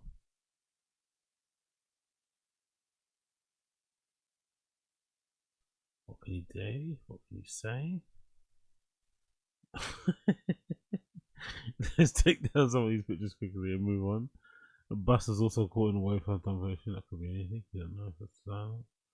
Oh shit, no thought we were doing y'all. Who knows? Who fucking knows? Wait 1 second on here. Where's everybody? Cool, let's continue. Over 20 years now. Like the Elephant Graveyard gives all credit to Mike for his entire channel. So if you like my channel and everybody else's, you would probably really enjoy Red Bar. Like he's easily the funniest guy covering this stuff right now. But anyways, with that being said, thanks so much for watching. Jesus Christ, look at this guy, man. Look at this fucking guy. Anyway, in conclusion, I love it, man. Even if Rogan's not right, even if Amani, how you pronounce his name, is the right person, I love that no matter what, you know, the Port of London coming back is just there, you know, whether it's a year or 6 months of his day, especially now with everything coming in my life anyway, being remotely working in most time, you don't need to be physically anyway. That's the major key. Major key, but you know, practicing it, you know, it's another story, but that's the major fucking key for sure. Major key for fucking sure. Anyways, people, I'm gonna love you and leave you. I'm gonna leave it there for now. We'll be back again tomorrow. Back again tomorrow for more of this lovely show. We've got a bunch of stuff to get through still. Got to definitely sort out some of the Tfatk case stuff. We've got to chill out and sort that out. The Twitter to try stuff. The Wings of Redemption stuff. The no jumper stuff, and what else we gotta do? And that's it, I think. So we're gonna finish all that tomorrow. So definitely make sure you smash the like button, hit subscribe, and come back tomorrow for more random show. Tomorrow, same time tomorrow. More random show. Make sure you tune back in. Make sure you tune back in. Okay. Where's my thing? Look at that. What the fuck is that on my face? Oh, nothing. I got stabbed there. I was like, what the fuck's going on my face? What's this dot? Tune. Is that a dimple? I don't know. Whatever that is, it's pissing me off. Big up everybody for tuning in. Appreciate you. Big up Mr. Studio Girl, God's Favorite Joel from MIA. Big up Ryan Harty, Andrew W. What's good, GG? Shades Cow. We got everybody in the stream chat that participated. Appreciate you. Smash the like button. Big Booth, I see you. Asazis, I see you. G Dora, I see you. Yeah, My Nuts was here earlier. Big up My Nuts. Still your girl. You have said already. Big up everybody, man. I appreciate you. Smash the like button, hit subscribe, and I'll see you guys again tomorrow. Okay, see you guys again tomorrow. Big up Chase Car. Big up Andy Ward. For now, take care, people. Peace.